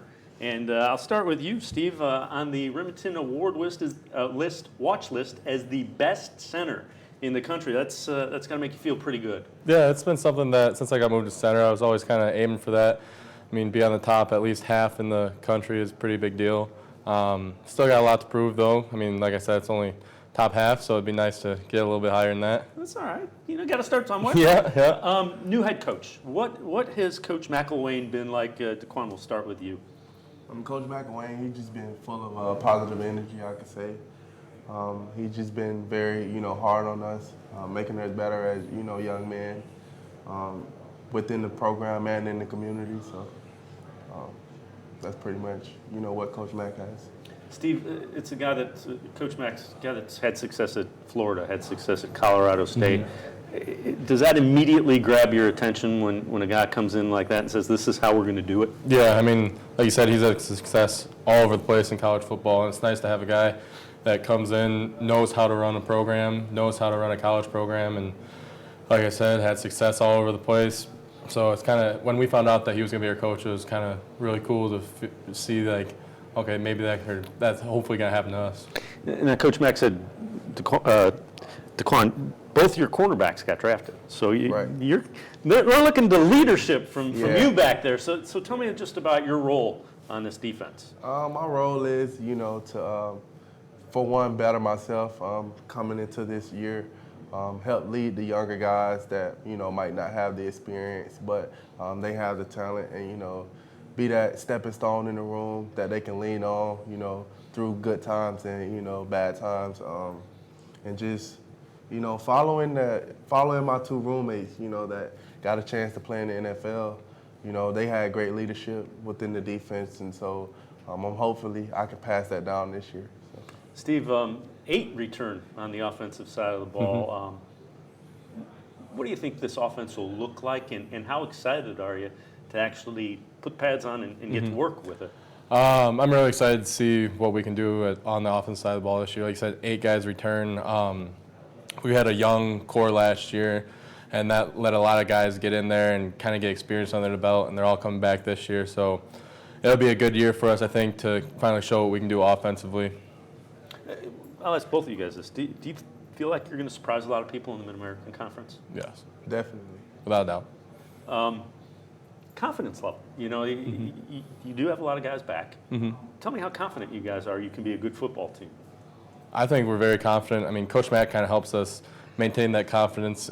He makes sure that he knows that we're doing a good job, but if we're not doing something right, he'll make sure he tells us that too, and I think that really helps us know that we can be a good football team. Daquan, defensively, if there's an area that you say, boy, if we get this kind of set the right way, we're going to be in pretty good shape as a defense, what would it be? I would say, with losing two guys to the NFL, particularly in that area, because teams are going to test us, who are the guys up next.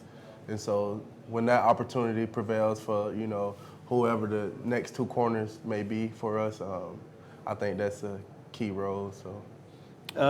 Steve, let me ask you this. Strengths. What are going to be the strengths of this offense? What do you think you guys are going to be able to do as a unit?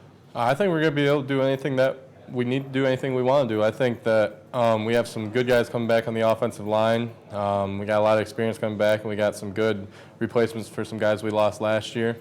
We got a couple guys that couldn't play last year at wide receiver that could be pretty good for us this year. And we have a pretty solid running back core coming back. Ward's one of those guys, and we got a couple good guys behind him. I think I'm really excited to see what we can do this year. How comfortable are you with what Coach Mack wants the offense to look like? And get ready, because I'm getting ready to come to you with the defense, Daquan. But we'll start with you, Steve. I'm very comfortable. I mean, the coaches have done a good job making sure that we know what we're doing out there, helping teach us the new verbiage, the new plays, and everything like that.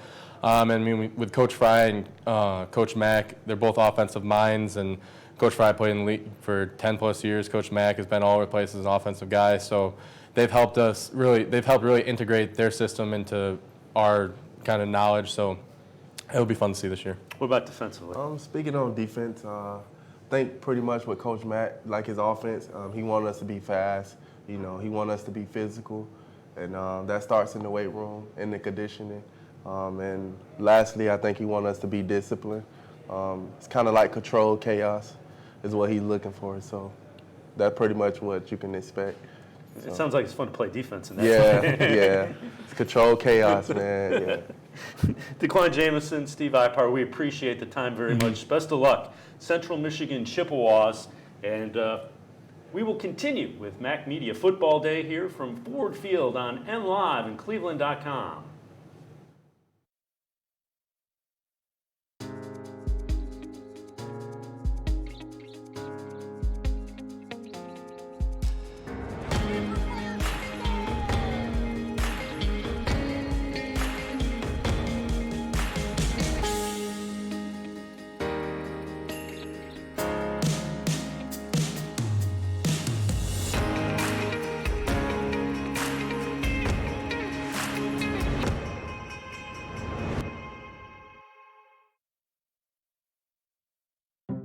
It takes attention to detail. With your local Bryant dealer, you're getting more than just a technician. You're getting someone who pays attention to your needs and the little things that make a big difference. It takes a dealer you can rely on. And to keep your family cool this summer, let me show you how this works. It takes Bryant. Bryant. whatever it takes. Bryant, born in Northeast Ohio and doing whatever it takes to keep you and your home comfortable since 1904. Quit eating your burgers off a coffee table. If you want to eat a burger, put it on a bar. Follow your instincts to B-dubs for the new All-American Cheeseburger. Fresh, juicy beef smashed till it's crispy around the edges, covered in gooey cheese, and stacked to the ceiling with deliciousness. And knock that baby down with a frosted beer at the bar, just like the sports gods intended. The new All-American Cheeseburger at Buffalo Wild Wings. Roar!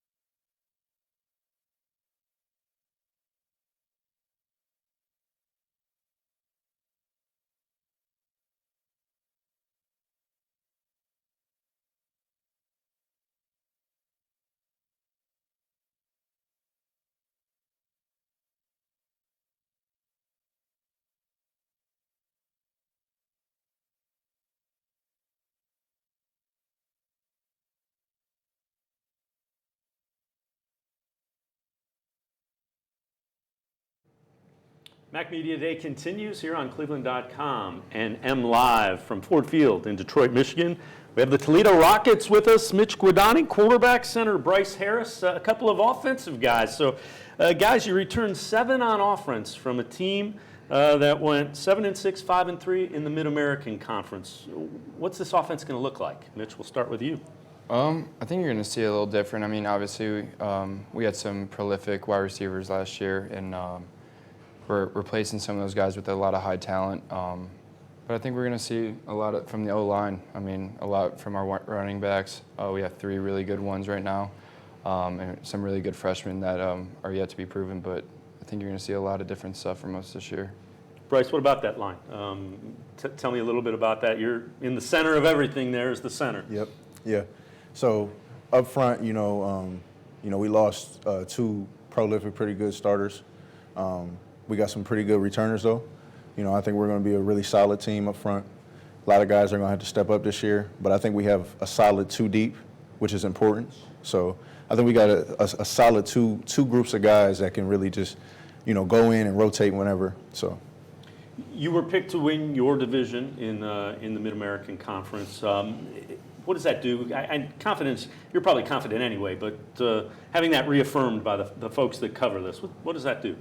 Other than put a target on your back. Yeah, it's a huge honor, to be picked preseason. But, at the end of the day, it is preseason. So, we have to, still act like, we have a lot to accomplish. The season hasn't even started. So, we have to take it week by week and still just attack every day, like we are last in the conference or first in the conference. It really doesn't make a difference. But, it is an honor. Mitch, banged up, didn't get to play the entire season, but in 7 starts, over 1,300 yards and 13 touchdowns. First, how you feeling? And second, Did that time away allow you to even absorb more of this offense and kind of get a feel for it as well? Yeah, so I'm completely cleared now. The shoulder feels great. Everything feels really good. When I was out, I mean, I think I learned a lot. I learned a lot from our young quarterbacks and Eli, who did a great job. But even just watching film with him, trying to break down film, I think I learned a lot more than I initially planned to, because I was pretty down in the dumps at first. But yeah, just learned a lot about myself also. What do you think this offense will look like?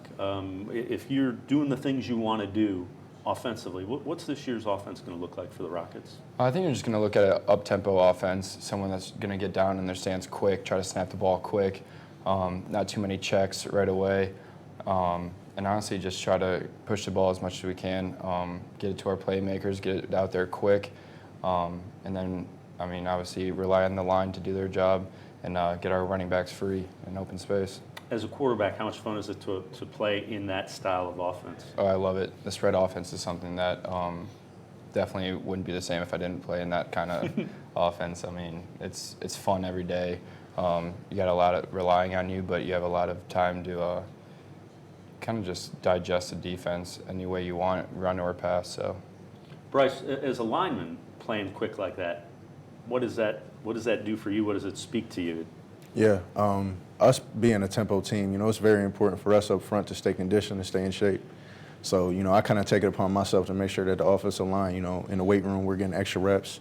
You know, we're doing things outside of what the team requires us to do, so we can stay on edge. You know, always make sure that we're ready to be as fast as we really want to be, and you know, our quarterbacks do a good job on the field to push us, make sure we're always getting set fast, and then it's up to me to get my line set as well.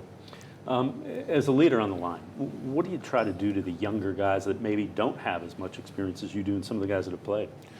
What we do at the University of Toledo, we make sure that we include everybody, you know, no matter what we do. So, you know, if I'm going in, you know, maybe on a random Saturday to just go watch film for myself, I always let the whole group know that I'm going in, like I'm going in to get some extra work. I'll go watch some film, and, you know, I always text the younger guys first and make sure that they understand, like, hey, this is what the process looks like. Make sure you can come in, you know, if you can. Let's get some extra work in, and, you know, they soak it all in. So, Mitch, what do you want to see from yourself this year? You know, you didn't get to play the entire year last year, and you mentioned it was tough. Right. What do you want to see this year when you get the chance to do it again? For starters, stay healthy. I think that's number one. Honestly, just embrace every moment. I mean, this is all that lasts for everything at the University of Toledo. It's been a quick 5 years, honestly, and just enjoy every moment. I mean, I'm with these guys 24/7. I mean, they're my best friends, and I mean, without football, I mean, just enjoy every single moment with them. So, Bryce, as a senior, what about you? What do you want to see from yourself? yeah, I just want to, you know, leave as much of an impact on the rest of the team as I possibly can. You know, haven't had too many personal accolades, but you know, that's not what it's about at all. So, you know, I just want to make sure that, you know, when I leave, that the rest of the offensive line, you know, the defensive line, the rest of the group is going to be ready for the next upcoming years. Bryce Harris, Mitch Guadani from the University of Toledo Rockets. We appreciate the time and best of luck in the upcoming season. Thank you. Mid-American Conference Football Media Day will continue here from Ford Field on cleveland.com and MLive.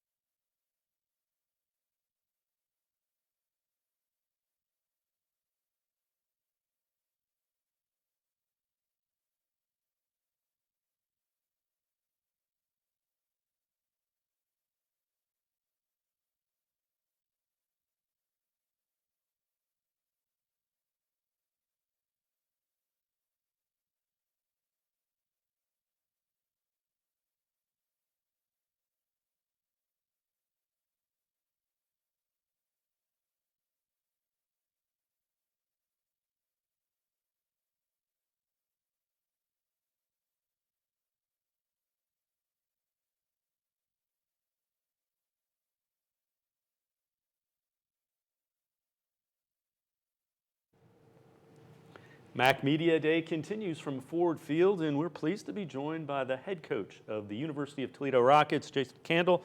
Coach Candle, appreciate the time. This year's team, you have 7 starters on offense, 5 starters on defense. Back when you look at this group, what look to be some strengths? Well, I think just what every coach is going to sit here and tell you hope to be is your senior leadership. You hope that you're the fundamental things you try to develop in your team through January and February that ultimately carried into some really productive spring practices, and you hope you get your team back from the summer months and you're able to apply those things throughout fall camp, and just trying to find that level of consistency that would help you to become the championship team that you want to become. I think we have a very mature group of guys. You talked to a couple guys here earlier that are very mature guys. They're going in their 5th year.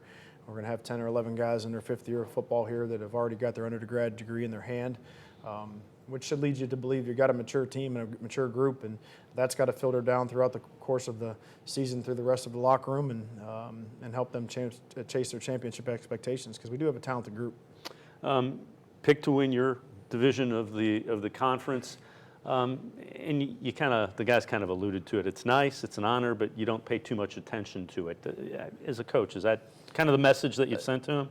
Yeah, it is. This is we sat right here 2 years ago in the same situation. We're able to parlay that into a championship season, and I think as the journey progressed itself, it was a really good core group of upperclassmen that embraced it in adverse moments that a college football season provides and will continue to provide.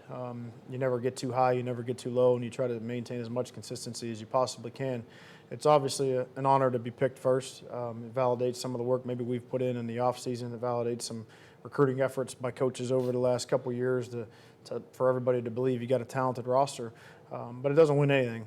Ultimately, at the end of the day, I'd like to be sitting here talking to you in front of a marathon banner here in December. So, that's what we're trying to meet expectations in our own building and amongst the walls that we do our business each and every day, and it seems to be that the expectations outside those walls are pretty high for Toledo. So if we can match them inside, I think we'll be able to do it outside too. It looks like you have 2 guys in Mitch Guidani and Eli Peters that are capable of playing quarterback at a pretty high level in college football. It looks like they did that last year. How much of an advantage is that to a football team to know not only one, it looks like we have 2? Well, anytime that position has a chance to get live bullets thrown at them in live experience, you can't simulate that. You try hard in practice to put those guys in tough moments and tough positions, but it's not really ever the same. So for them to be in those moments and those times, it gives them a leg up on maybe some of the other guys, but they have to validate it. They got to go practice. They got to do well in preseason camp. You got a couple other guys in that room that are young players that are hungry and want their shot as well. We have a lot of competition on our football team, and we have a lot of competition in all the meeting rooms, and quarterback included. So I think it's going to be a really productive camp. I'm really looking forward to seeing those guys validate their work from the summer and to see where this thing takes us. 7 starters return on offense. What do you see as being a strength of that group? Well, it starts in the core with Bryce. I think the ability to run the football and control the line of scrimmage is that's absolutely critical in college football.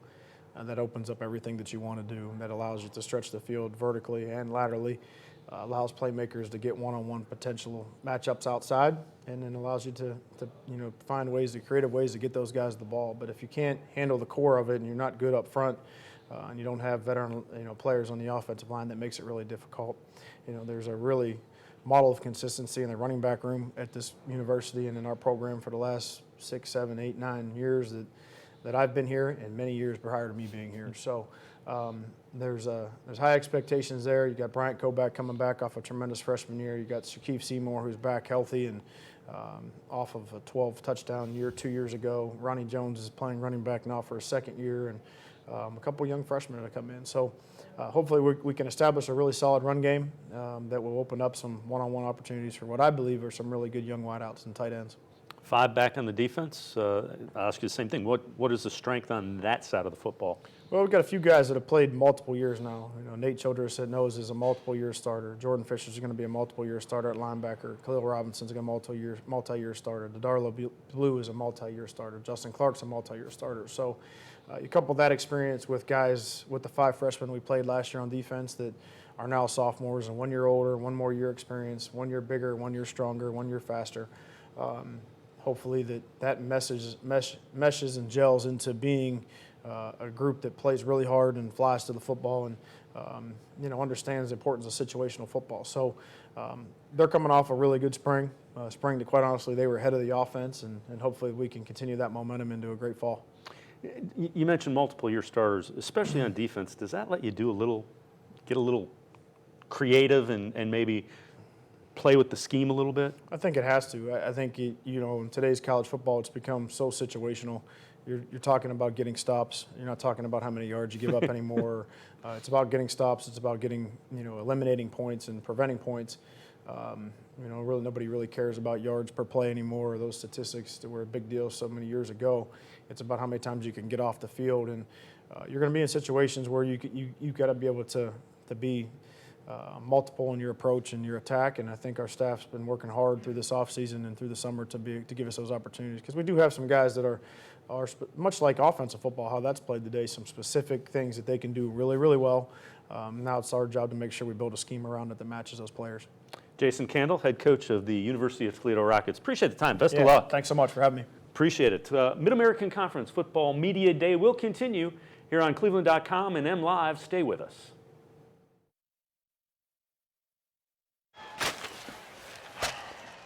Quit eating your burgers off a coffee table. If you want to eat a burger, put it on a bar. Follow your instincts to B-dubs for the new All-American Cheeseburger. Fresh, juicy beef smashed till it's crispy around the edges, covered in gooey cheese, and stacked to the ceiling with deliciousness. And knock that baby down with a frosted beer at the bar, just like the sports gods intended. The new All-American Cheeseburger at Buffalo Wild Wings. Roar!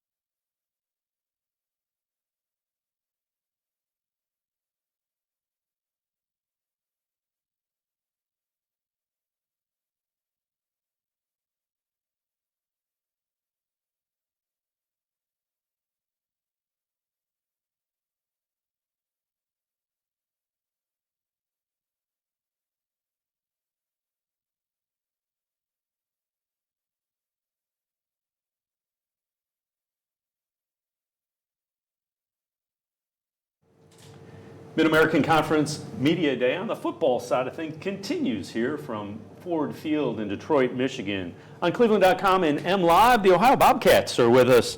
Javon Hagan, strong safety from the defensive side of things. Nathan Rourke, quarterback on the offensive side of things. Javon, we'll start with you. 7 returning starters on defense from a team that was pretty good a season ago. Had the first shutout in a bowl game in MAC conference history. What about this defense? What are you guys going to be like? I feel we're going to be very competitive. This summer we've been working extremely hard, just making sure that we take care of the little things as far as getting treatment, making sure we're communicating well, not only on the field but off the field, making sure we're conducting each other, time with each other and conducting business with each other, not only when it comes to football things but academics as well. And we're basically just trying to cover all grounds and all boundaries. Football-wise, what is this defense going to look like? What type of attitude, what type of mindset do you guys have as a defensive unit? 7 of those starters back. That's an experienced group. Basically, we have to offer a lot of like I said, competitiveness, athleticism. We have a lot of athletic D linemen this year who put up some great numbers testing last week, and we have a lot of backers this year. We have depth there. And that's basically the key thing, is just taking care of our bodies and making sure that we can be able to run and not catch any cramps. And because we faced a lot of injuries in the past seasons, which came back to hurt us. So, Nathan, you had a great year again last year, as well as the year before. 2,400 yards passing, 23 touchdowns, 60% completion percentage, 860 yards rushing, 15 more touchdowns, and you had similar numbers the year before that. Mm-hmm. Have you seen your game progress from year to year, and what about the understanding of what Coach Solich wants you to do with this offense? Yeah, absolutely. That's a big part of it. Understanding, the offensive coordinator Tim Albin, what he wants to get out of the offense as well. We have to be on the same page, and that's so important. But I think the biggest year-to-year difference for me has just been the understanding of the game, understanding of the offense, what we're trying to do. There's a lot of things that we do that we're checking from the sidelines and whatnot, and this year we've been able to expand that to allow me to do some of that stuff, which I'm excited about. But I think every year the goal is just to progress as a passer and be able to spread the ball around to our talented playmakers out in the perimeter.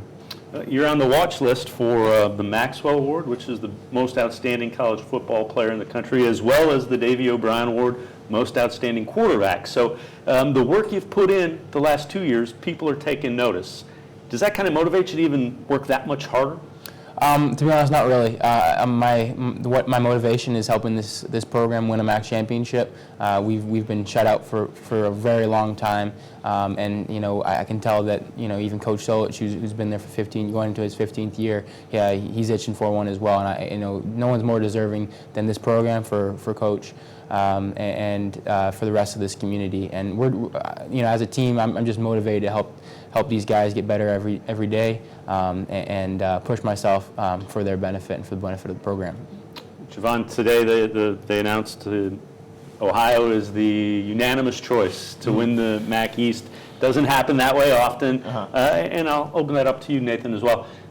Mindset with that, is it you don't even pay attention to it? How do you deal with it?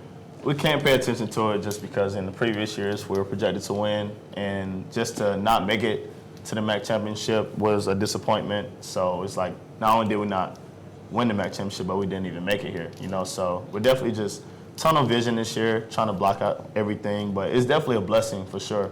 We can't take that for granted, and just got to keep working and keep grinding every day.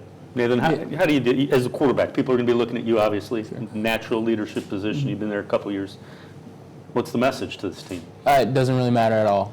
Just like Vaughn said, we're keeping our focus on Rhode Island right now, on our first opponent, and then we'll worry about whatever comes after that. It's like he said, it's great to have recognition. It's great to have respect, but also put the target on your back, and that's not something that we want. We want to be able to.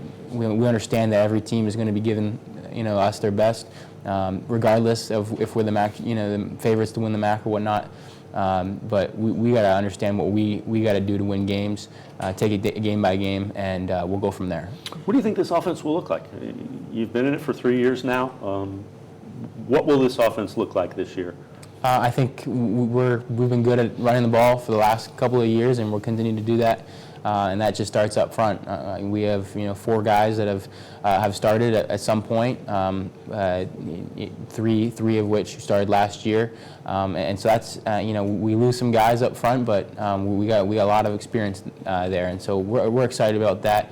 Out on on the perimeter with our receivers and our running backs, we're excited about them. They're young, but they're explosive, they're athletic, and they're hungry to get going, and I can't wait to see what they're going to produce. Javon, this defense, confident? Like I said, first shutout in a bowl game for a MAC team ever last year. Last time you were on the field. Right. You returned 7 of those starters. How confident are you guys in your guys' ability to play good, solid defense? Most definitely confident. You have to have confidence to play this game. And I just talk to the younger guys at all times, just telling them to always stay confident, because that was my issue. And basically being a starter at a young age in the collegiate level, I had to be confident. The older guys told me, just stay confident. We recruited you here, so you're here for a reason, And I just try to speak that to the guys every single time they step out on the field, that you guys are here for a reason. None of this is by accident or luck. And every time you go out here, just trusting yourself, trusting your ability. We all know how to play football. And the coach wouldn't put you out there if you didn't, So I just try to speak to those guys and just encourage them to always stay confident. If you're nervous, I tell them all the time, if you're nervous, that's a good thing. You care. And, basically just, especially as a DB, you have to play with confidence as a DB because that's our position. So, how focused are you on getting that MAC championship? I think you mentioned tunnel vision. Tell me a little bit about just kind of the mindset and how important that is to you. It's very important to take care of the little things, watching film, taking care of my body, and the focus is there every year, just putting the pieces together. And I feel like this year we're definitely going to put the pieces together and just stay focused at all times and block out any negative energy. And if we take care of those things, then we shouldn't have any issues. Same question, Nathan. Yeah, like Vaughn said, the little things are extremely important. I think that in terms of watching film and keeping track of where we are physically, doing extra things, pushing ourselves. I think this summer, this offseason has been a great example of what our team is about. We've been doing a really good job of kind of pushing ourselves and putting up really good numbers. And I think the team's starting to look really good. So I think that shows our focus on the MAC championship and our goals as a team. And it starts, with us as leaders, as the seniors, but also as captains. That it's important for us to be able to keep those standards high for the rest of the team because it starts with us. And I'm just excited and hyped up to get going. Nathan Rourke, Javon Hagan, appreciate the time. Best of luck to the Ohio Bobcats in 2019. Mid-American Conference Football Media Day will continue here from Ford Field on MLive and cleveland.com. Stay with us.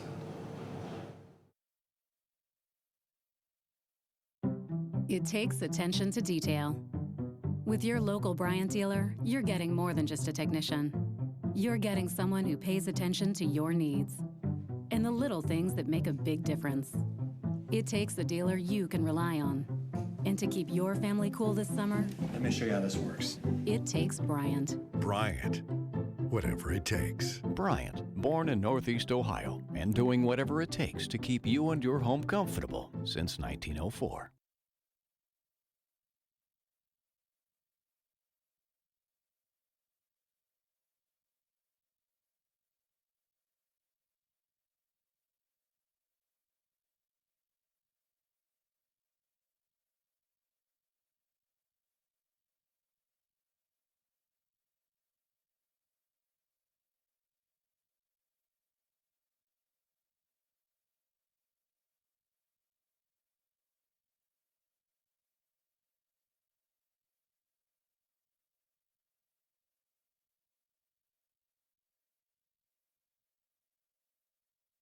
Mid-American Conference Football Media Day continues here on cleveland.com and MLive, and we're pleased to be joined by the head coach of the Ohio Bobcats, Frank Solich. Coach Solich, appreciate the time.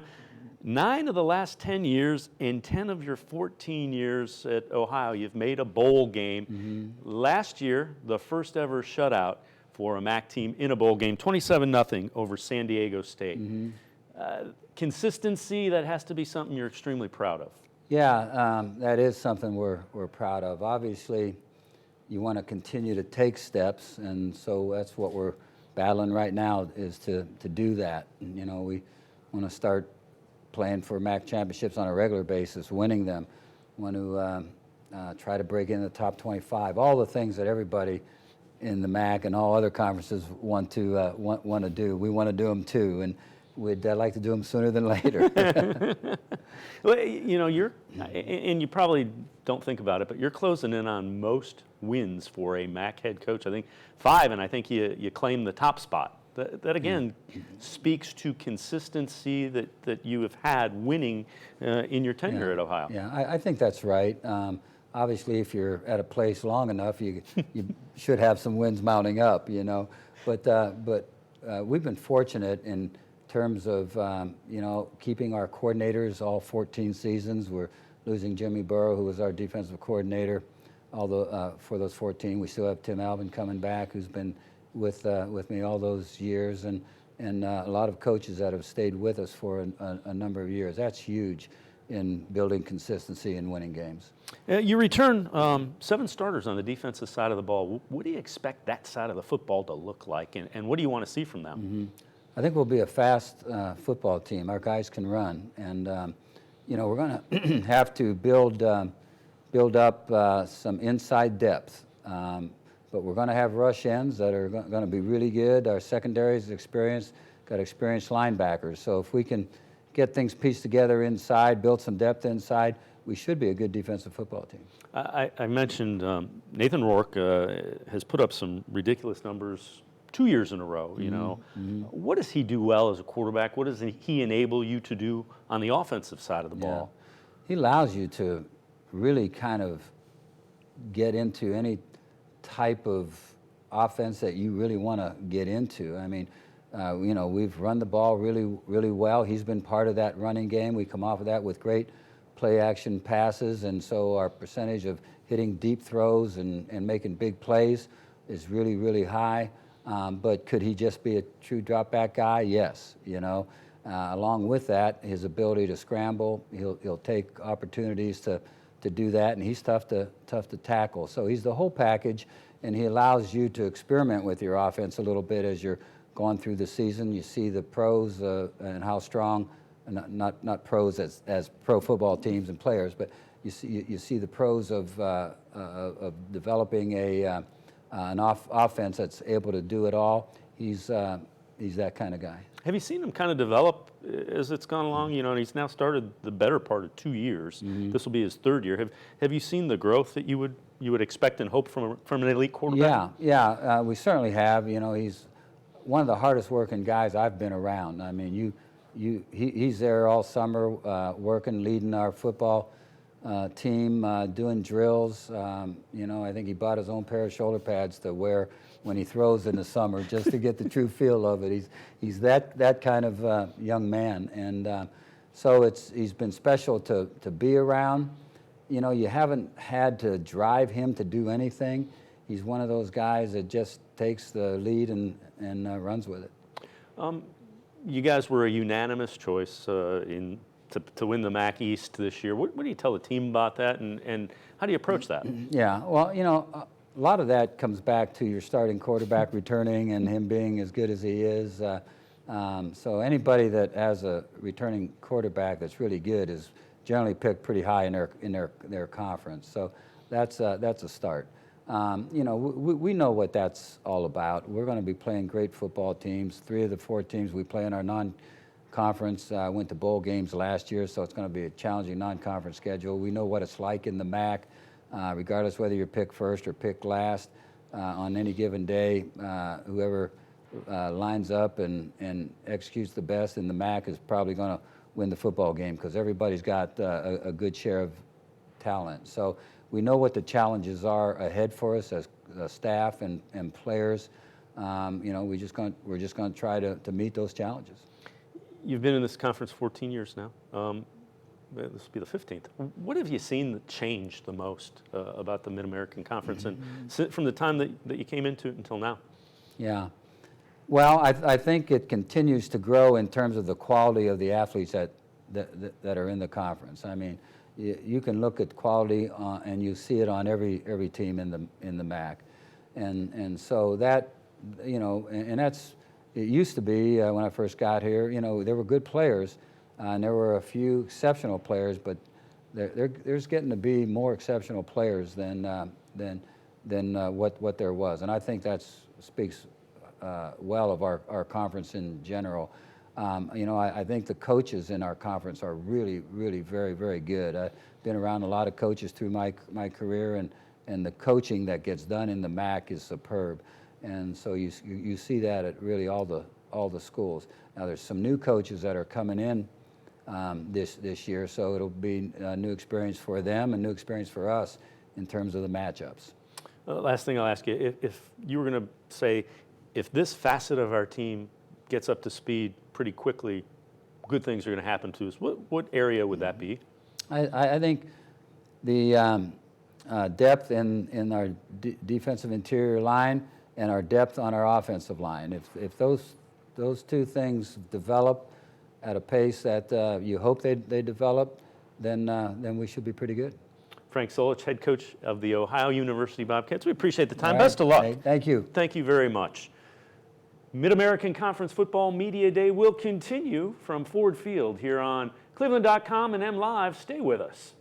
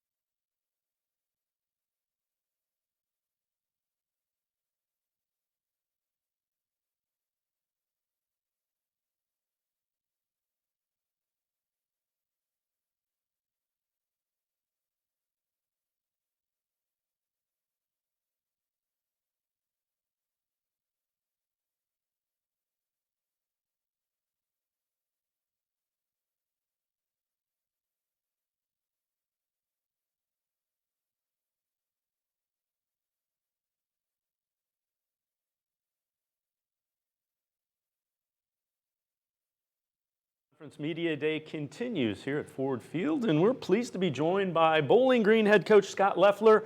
Scott, first year as the head coach of the Falcons. You were a deputy head coach and offensive coordinator at, I wanted to get that right, at Boston College. What appealed to you about the Bowling Green job? Well, when I was 16, 17 years old, my first recruiting letter actually came from Bowling Green. So I did all the research about the football program, had a great understanding about the great tradition, all the great coaches that ever came through there, how they won multiple championships, and then I was able to marry a Falcon. And my Falcon, the Falcon that I married, she did her undergraduate in chemistry and did her master's in chemistry. So I was able to learn about all the great academic institutions that we have on that campus, and then not only that, got to learn that Bowling Green's a great place and a great community. So when the job opportunity came about, I went, okay, we can get to come back home to Ohio. I know about the tradition. It's my wife's alma mater, and we thought it was a no-brainer. Now, you are a guy that has worked with some incredible quarterbacks. Let's see, Tom Brady, Tim Tebow, Brian Griese, Chad Henne. You also knew about the MAC because you were at Central Michigan for a while, in addition to your wife. What do you look for in traits in a quarterback? And obviously, you know, if I'm a quarterback, I want to go with the guy that's coached those guys. I've had the great fortune to play with a lot of great quarterbacks and had the opportunity to recruit and coach some of the best. And they're all different, but they're all built the same, if that makes sense. They've all got the same characteristics. They're super intelligent. They're super tough. They're great leaders. They're maniacal about what they do. I mean, those guys that I've been a part of that are the elite quarterbacks, you'll find them at 10:30 at night working on a rhythm 5 and change to their non-dominant side, throwing the okie to the left. They're phenomenal. And having the ability to be around those guys, the standards and expectations that they've presented me, and we're able to pass them from guy to guy to guy. So I really look forward to recruiting the quarterbacks here at Bowling Green, and we really look forward to building them and molding them and shaping them to guys like you just mentioned. Now this year's team, you returned 7 starters on offense, 5 on defense. What do you want this offense to look like? Yeah, first off, we want to be really physical. We want to be really physical and really tough and disciplined. And we're going to play with tempo. We're going to play fast. We're going to do it in a different manner. We're going to play in condensed sets. We're going to play in wide open sets. We're going to be really multiple. And as we get the personnel in there that we see fit, it's going to be exciting, fast, and hard to defend. Defensively, you returned 5. What do you want to see on that side of the ball? There's a lot of improvement that needs to take place there. We need to learn how to get the ball back and stop the run, and we're very thin. We're thin everywhere. We're thin on offense. We're thin on defense. We need to stay healthy. But what we want to do is we want to be competitive, but we want to see improvement. And I don't know right now where the wins, losses, and all that, but every single day we want to make strides to get us back to the standards and expectations that we all have at Bowling Green.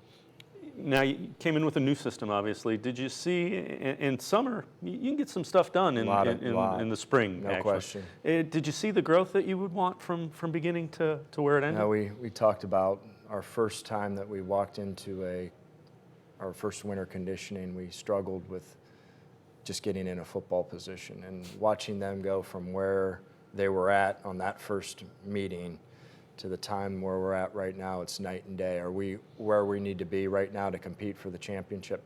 Not yet, but with time, things are going to look real promising at our place. You get a sense of your team. Did you see the immediate buy-in that you wanted, and are you getting what you had hoped you could get? 90 to 95% of our team are all in. 100% they buy in, they get it. They're conducting themselves on and off the field exactly the way that we want it. And then there's that 5% still that's still not there yet, and we need to bring them along. And through leadership, through our team, hopefully we can. What are some of the things you like about some of the guys that are coming back? Yeah, I think just like you said, the immediate buy-in. You're new. They don't know you from Adam. There's zero trust.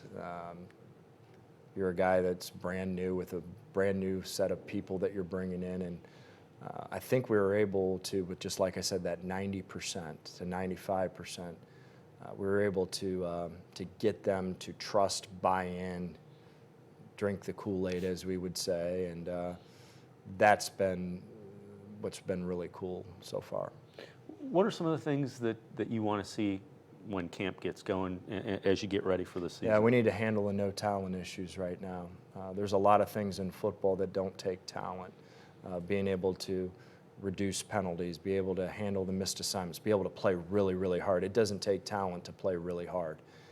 So we're really looking forward to handling the no talent issues. And football is a game that you don't beat yourself.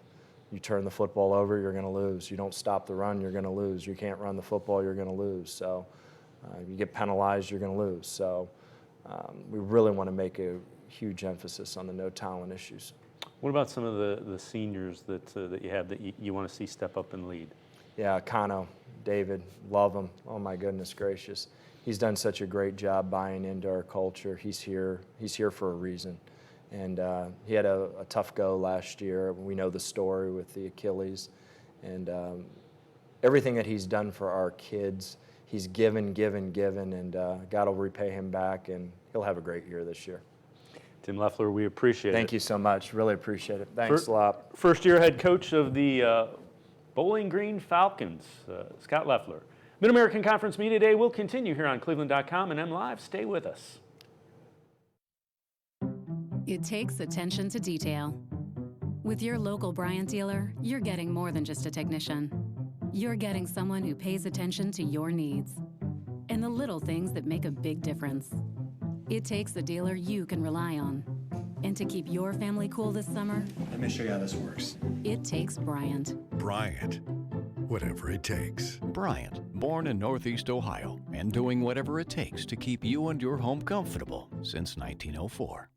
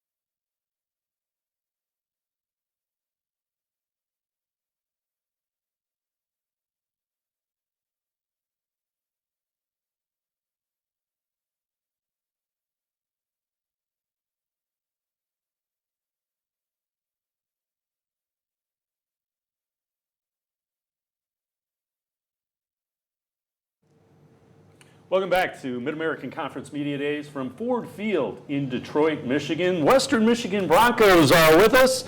Najee Clayton, linebacker, and John Wasson, quarterback. Najee, I'm going to start with you. 9 defensive starters returned from last year's team, 7-6, 5-3 in the MAC. What's this defense going to look like? There's going to be a lot of excitement, a lot of athleticism flying around. You know, we're all hungry and eager to get back on the field and start training camp, and just going to go out there and have fun. 22 solo tackles, 8 tackles for loss. You like to get in the backfield a little bit, huh? Yes, sir. What about this defense? If you were going to say an area, if we get this defense to do this well, we're going to be in pretty good shape. Mm-hmm. Everybody just having that eye discipline, and everybody just focused on their own job. You know, everybody doing their 111, and eventually, you know, it's going to show that we're just becoming better each week. John, you had 9 starts, just shy of 2,000 yards, 16 touchdowns, put up really good numbers. How comfortable did you get as you continued to start and see more real game time action at that speed? Yeah, I think as the year went on, I kept getting more and more comfortable. That was our first year as an offense under Coach Lester's offensive schemes and whatnot. So this definitely looking forward to this year being our second year under Coach Lester's offense. Really excited. If you look back where you are now this year as compared to where you were before the season was starting, what type of development have you seen, and what's the biggest change for you as a quarterback in that offense? I think for me personally, it really helps.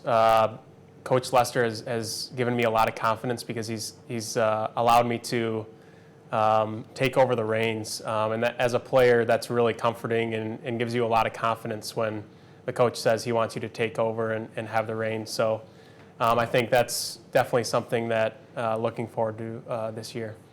For both of you, what do you expect from the team this year? You guys were picked second in the West, but you know, a few votes apart.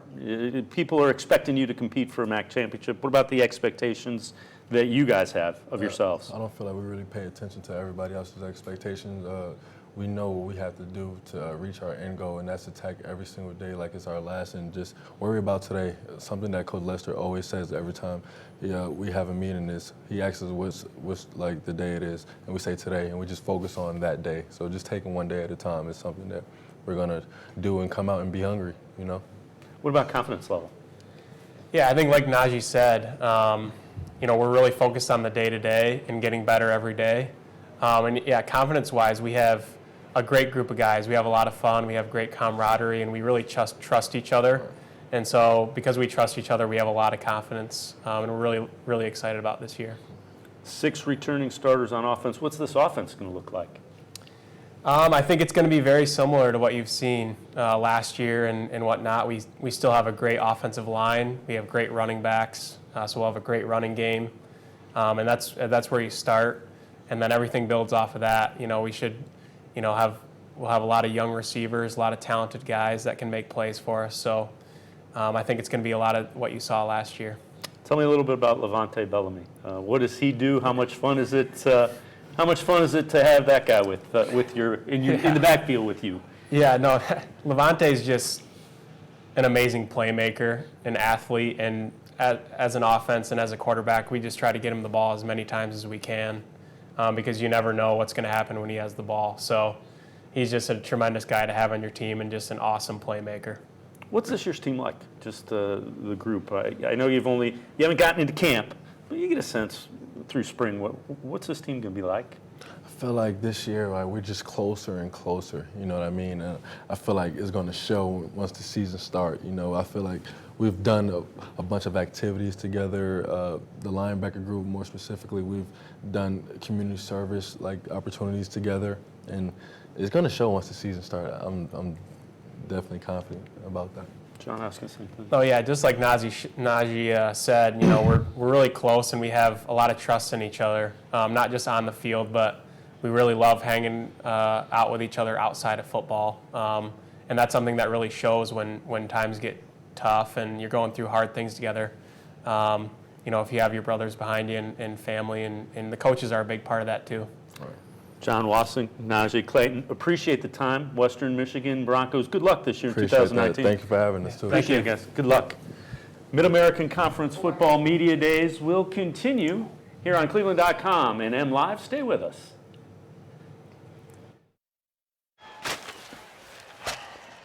Quit eating your burgers off a coffee table. If you want to eat a burger, put it on a bar. Follow your instincts to B-dubs for the new All-American Cheeseburger. Fresh, juicy beef smashed till it's crispy around the edges, covered in gooey cheese, and stacked to the ceiling with deliciousness. And knock that baby down with a frosted beer at the bar, just like the sports gods intended. The new All-American Cheeseburger at Buffalo Wild Wings. Roar!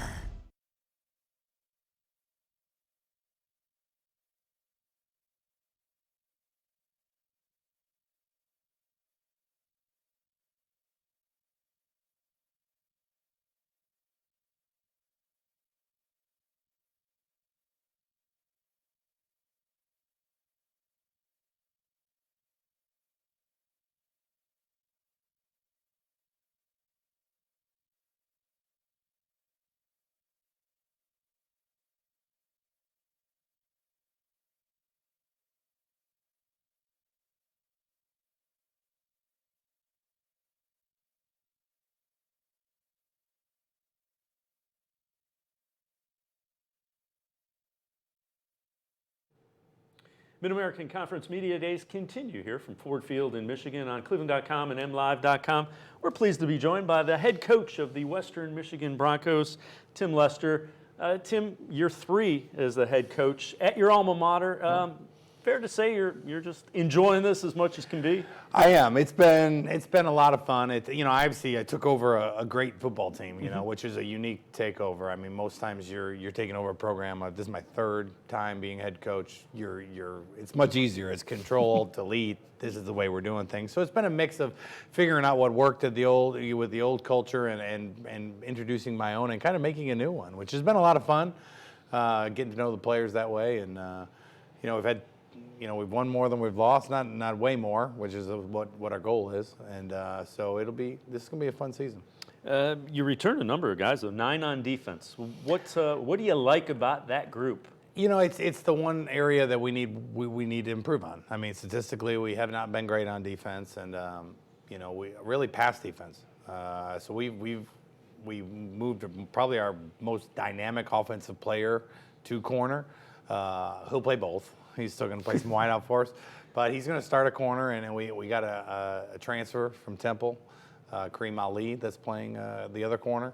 And I think seniors, we're going to have like 9 or 10 seniors on defense. And we had the number 1 recruiting class, our first full cycle recruiting, and they were freshmen last year. They redshirted, so they're all able to play. And so the depth of our defense, I feel like it just doubled. The depth of our corners, the depth of our safeties. I think we're going to have 9 defensive linemen that can rotate through and play, which is crazy. It's definitely a luxury, So we can just continue to roll them through. And so we have everything set up. We made some changes with the coaches on defense. Got a new D coordinator who did a great job finishing out the season last year.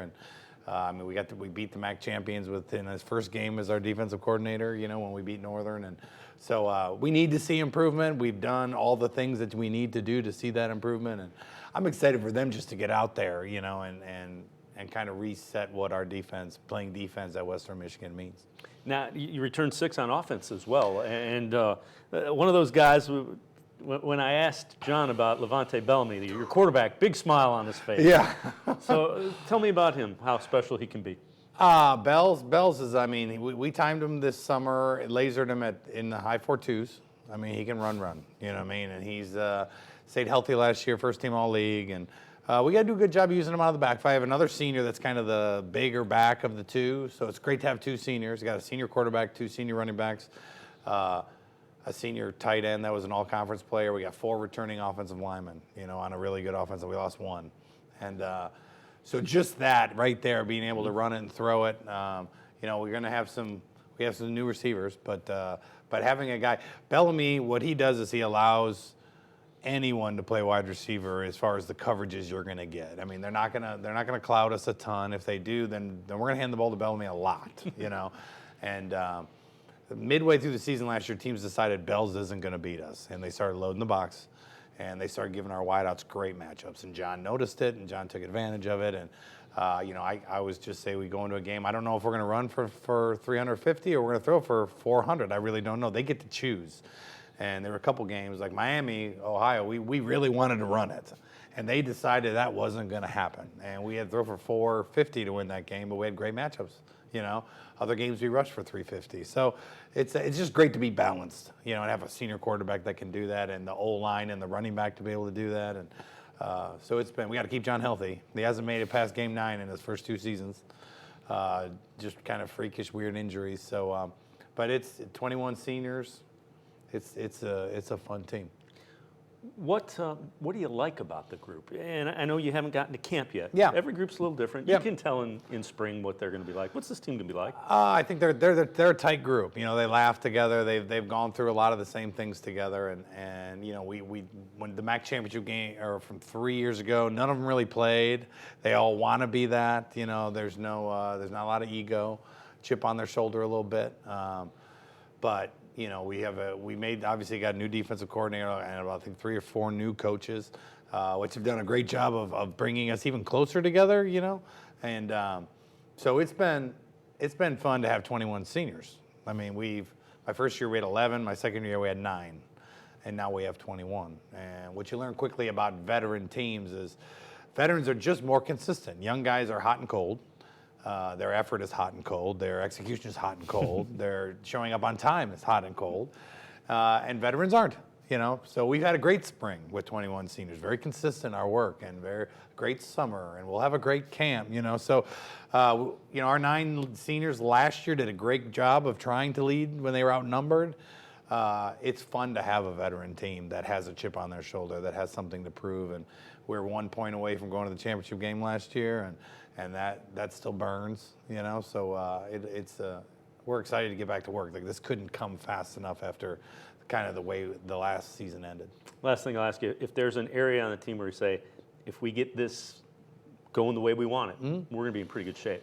I would say, well, one's obvious, keep John healthy. If we keep John healthy. I like our backup. He's had to play last year, did a good job, freshman. He'll be a sophomore this year. But if we can keep John healthy, and we need to prove on defense. I mean, pass defense especially. I think our safeties have done a good job finding corners that can hold up. We've done a good job stopping the run.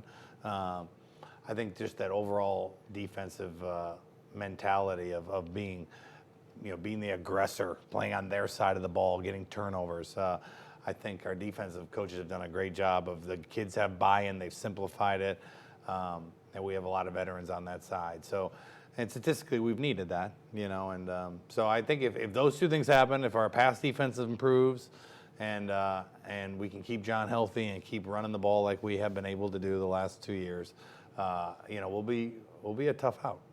Tim Lester, head coach of the Western Michigan Broncos. Appreciate the time. Best of luck in Thank you. 2019.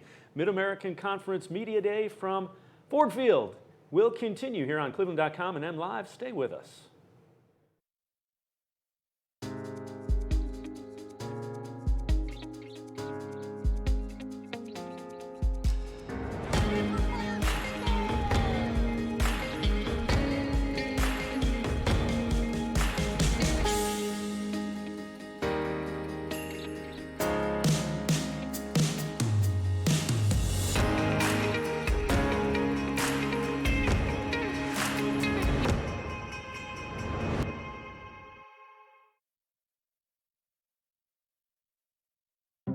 It takes attention to detail.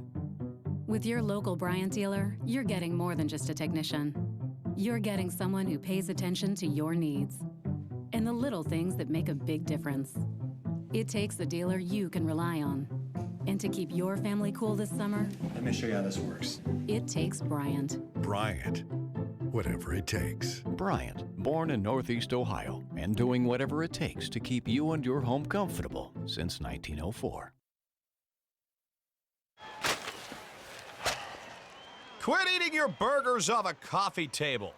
If you want to eat a burger, put it on a bar. Follow your instincts to B-dubs for the new All-American Cheeseburger. Fresh, juicy beef smashed till it's crispy around the edges, covered in gooey cheese, and stacked to the ceiling with deliciousness. And knock that baby down with a frosted beer at the bar, just like the sports gods intended.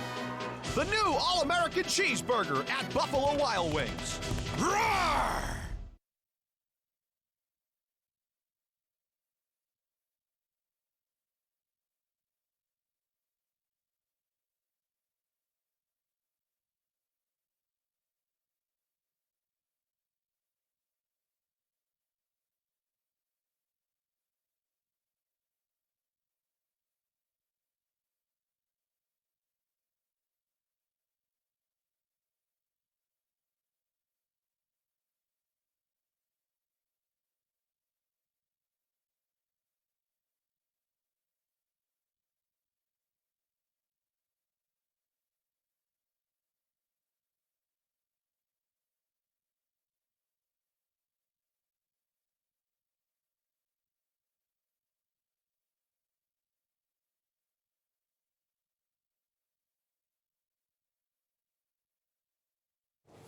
Check.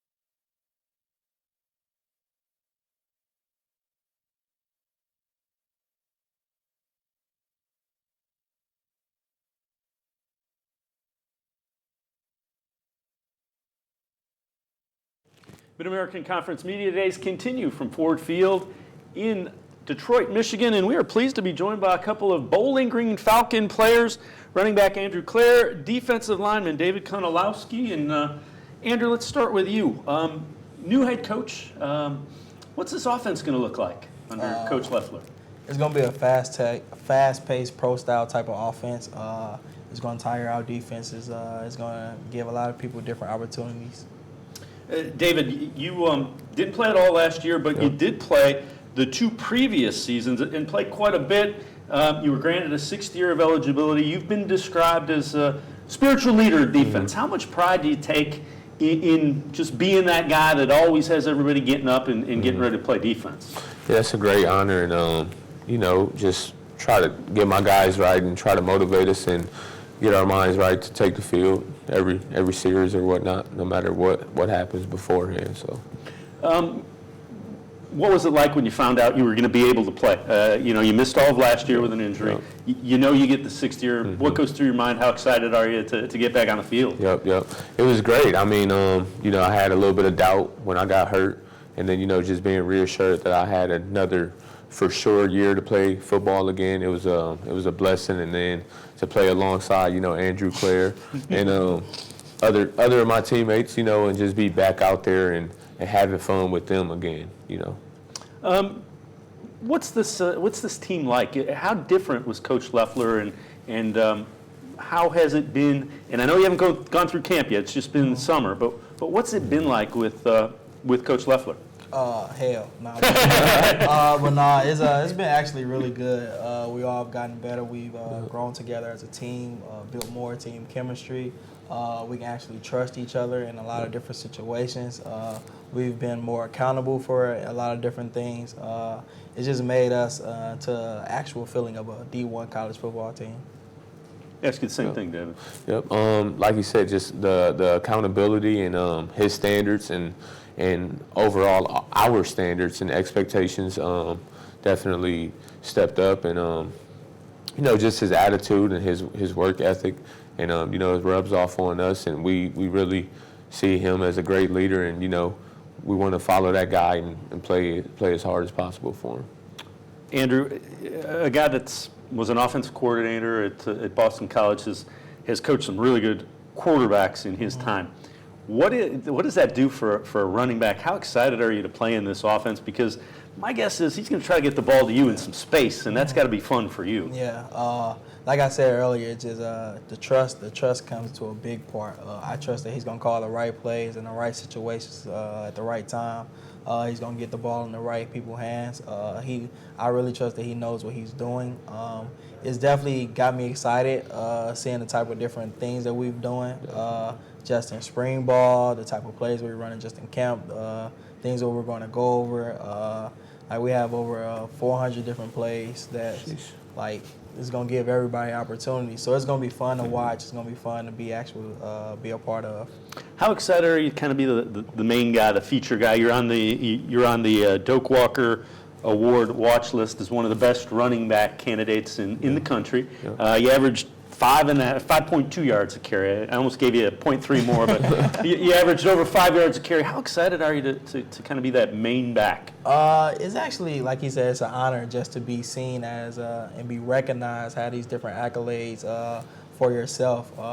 It definitely has given me a type of a stride to keep going, just because I know I have potential I can do more with this. Only thing I have to remember is to not get complacent, which isn't a hard thing, but at the same time it could be just going for all the people in your different area, a lot of different things. So once I get that through my head to not get complacent, I'm gonna be able to keep striving. David, what do you want to see this defense? You're going to be one of the leaders without question. What do you want to see this defense look like on the field? I want to see us fast, relentless, physical, extremely physical. That's what I want to see. And just trusting each other and being confident out there. Not hesitating to make a play and hesitant to make a tackle. Just go for it, and if not, force them to some help. So, what do you think it'll be like when you get back out on that field and play in a game again? And is that something kind of motivates you to work hard? Is that something you're looking forward to? Yeah, definitely. Camp, I'm going to just have in mind getting back into that game shape. I've been out for a long time, so it's going to probably take a little bit of straining to get back there. But I'm looking forward to it and just be able to play more than, 50 snaps or however many snaps it takes to get the win. So, Andrew Clare, David Konowalski, we appreciate the time. Best of luck to you and the Bowling-Green-Falcons coming up in 2019. Appreciate it, guys. Yes, sir. Thanks for having us. Appreciate it. Mid-American Conference Media Days will continue from Ford Field in Detroit, Michigan, here on cleveland.com and M Live. Stay with us.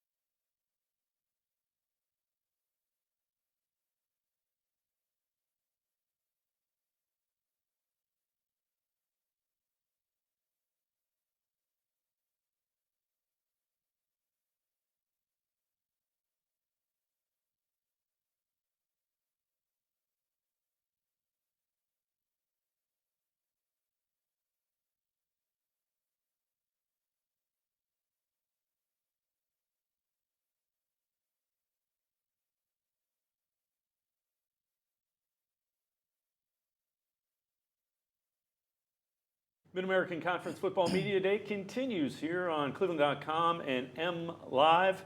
And we are joined by the Eastern Michigan Eagles. We've got Rover, Vince Calhoun, third team All-MAC a season ago, and quarterback Mike Glass.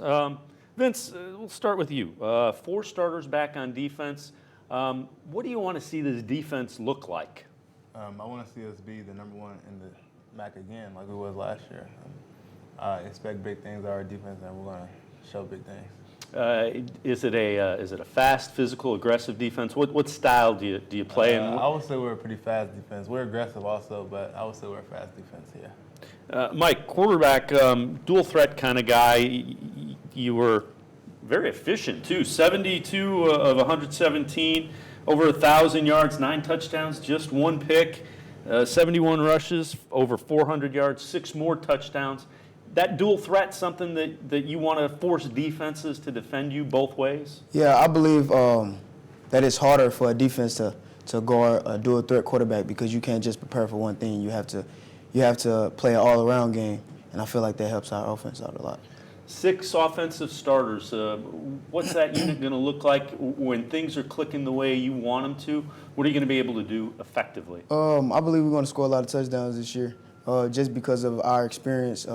We know each other. We got a lot of chemistry, and our O-line. We missing a few guys from last year, but they're just as good. You know, a lot of guys played last year, and I feel like they're going to make a lot of noise this year.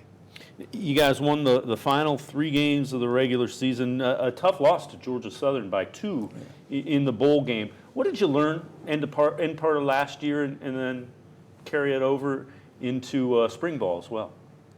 We just learned how to win close games. Like, you know, that was one of our problems. Every game we lost was a close game. So with it, like the last 3 games, like you said, we learned how to win them type of games. Georgia Southern definitely burning fire in all of us. That last second field goal loss, and I feel like we took that fire into spring ball and really got out there. Mike, what about you? Yeah, we just have to finish games. You know. It has a burning fire, like he said, you know, coming in the spring, we wanted to get better, you know, and that's what we did. And even the summer, we got even better in the summer. And I feel like next year, those close games will be won. Have you kind of seen the program grow from year to year? And you know, what's the next step? The next step, we went to 2 bowl games, but we lost the 2 bowl games. So this year, we're going to win the bowl game, you know what I'm saying, and win the MAC. Vince? Yeah, we've been on a consistent going up rate. So like you said, I feel like we're going to win the MAC, and that's how. You know, what do you think this team will be like this year? I know you haven't hit camp yet, but you can get a sense in spring. What's going to be a strength of Eastern Michigan this year?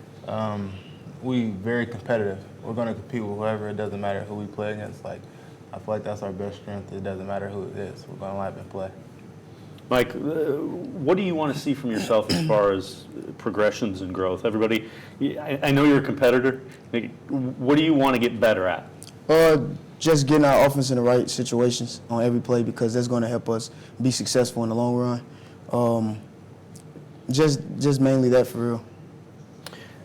Well, Vince Calhoun, Mike Glass, we appreciate the time. Best of luck to Eastern Michigan in 2019. Appreciate it, guys. Thank you.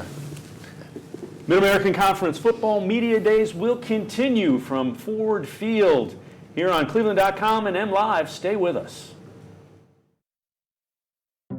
It takes attention to detail. With your local Bryant dealer, you're getting more than just a technician. You're getting someone who pays attention to your needs and the little things that make a big difference. It takes a dealer you can rely on. And to keep your family cool this summer, Let me show you how this works. it takes Bryant. Bryant. Whatever it takes. Bryant, born in Northeast Ohio and doing whatever it takes to keep you and your home comfortable since 1904.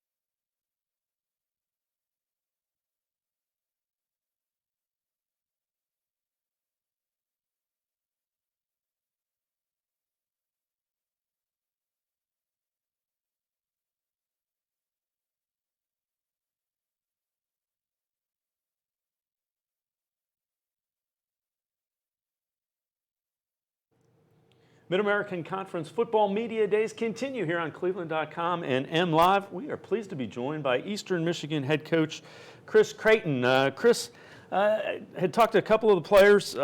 Last year, you won your last 3 games of the regular season, and then a tough loss to Georgia Southern in the bowl game. What did your team kind of learn late last year, and did you see maybe a building on that as you went through spring practice as well? Well, we got our hearts ripped out of our chest, in that bowl game. Lost to a very good football team. Thought we played pretty good football. It was just a great game, and he made a long kick at the end of the game to win it. But our guys were devastated. We all were. There's guys in fetal positions on the ground. Afterwards, it was one of those kind of scenes. But to answer your question from that, it has absolutely driven our football team. It just has. I think that's how it works, right? These guys are competitive and driven and want to be successful, and you get so close, and we failed. And so I just think that this team believes deeply and is driven. You kind of get a sense of what your team will be in spring. It seems like you really like this team and some of the things that you've seen from them.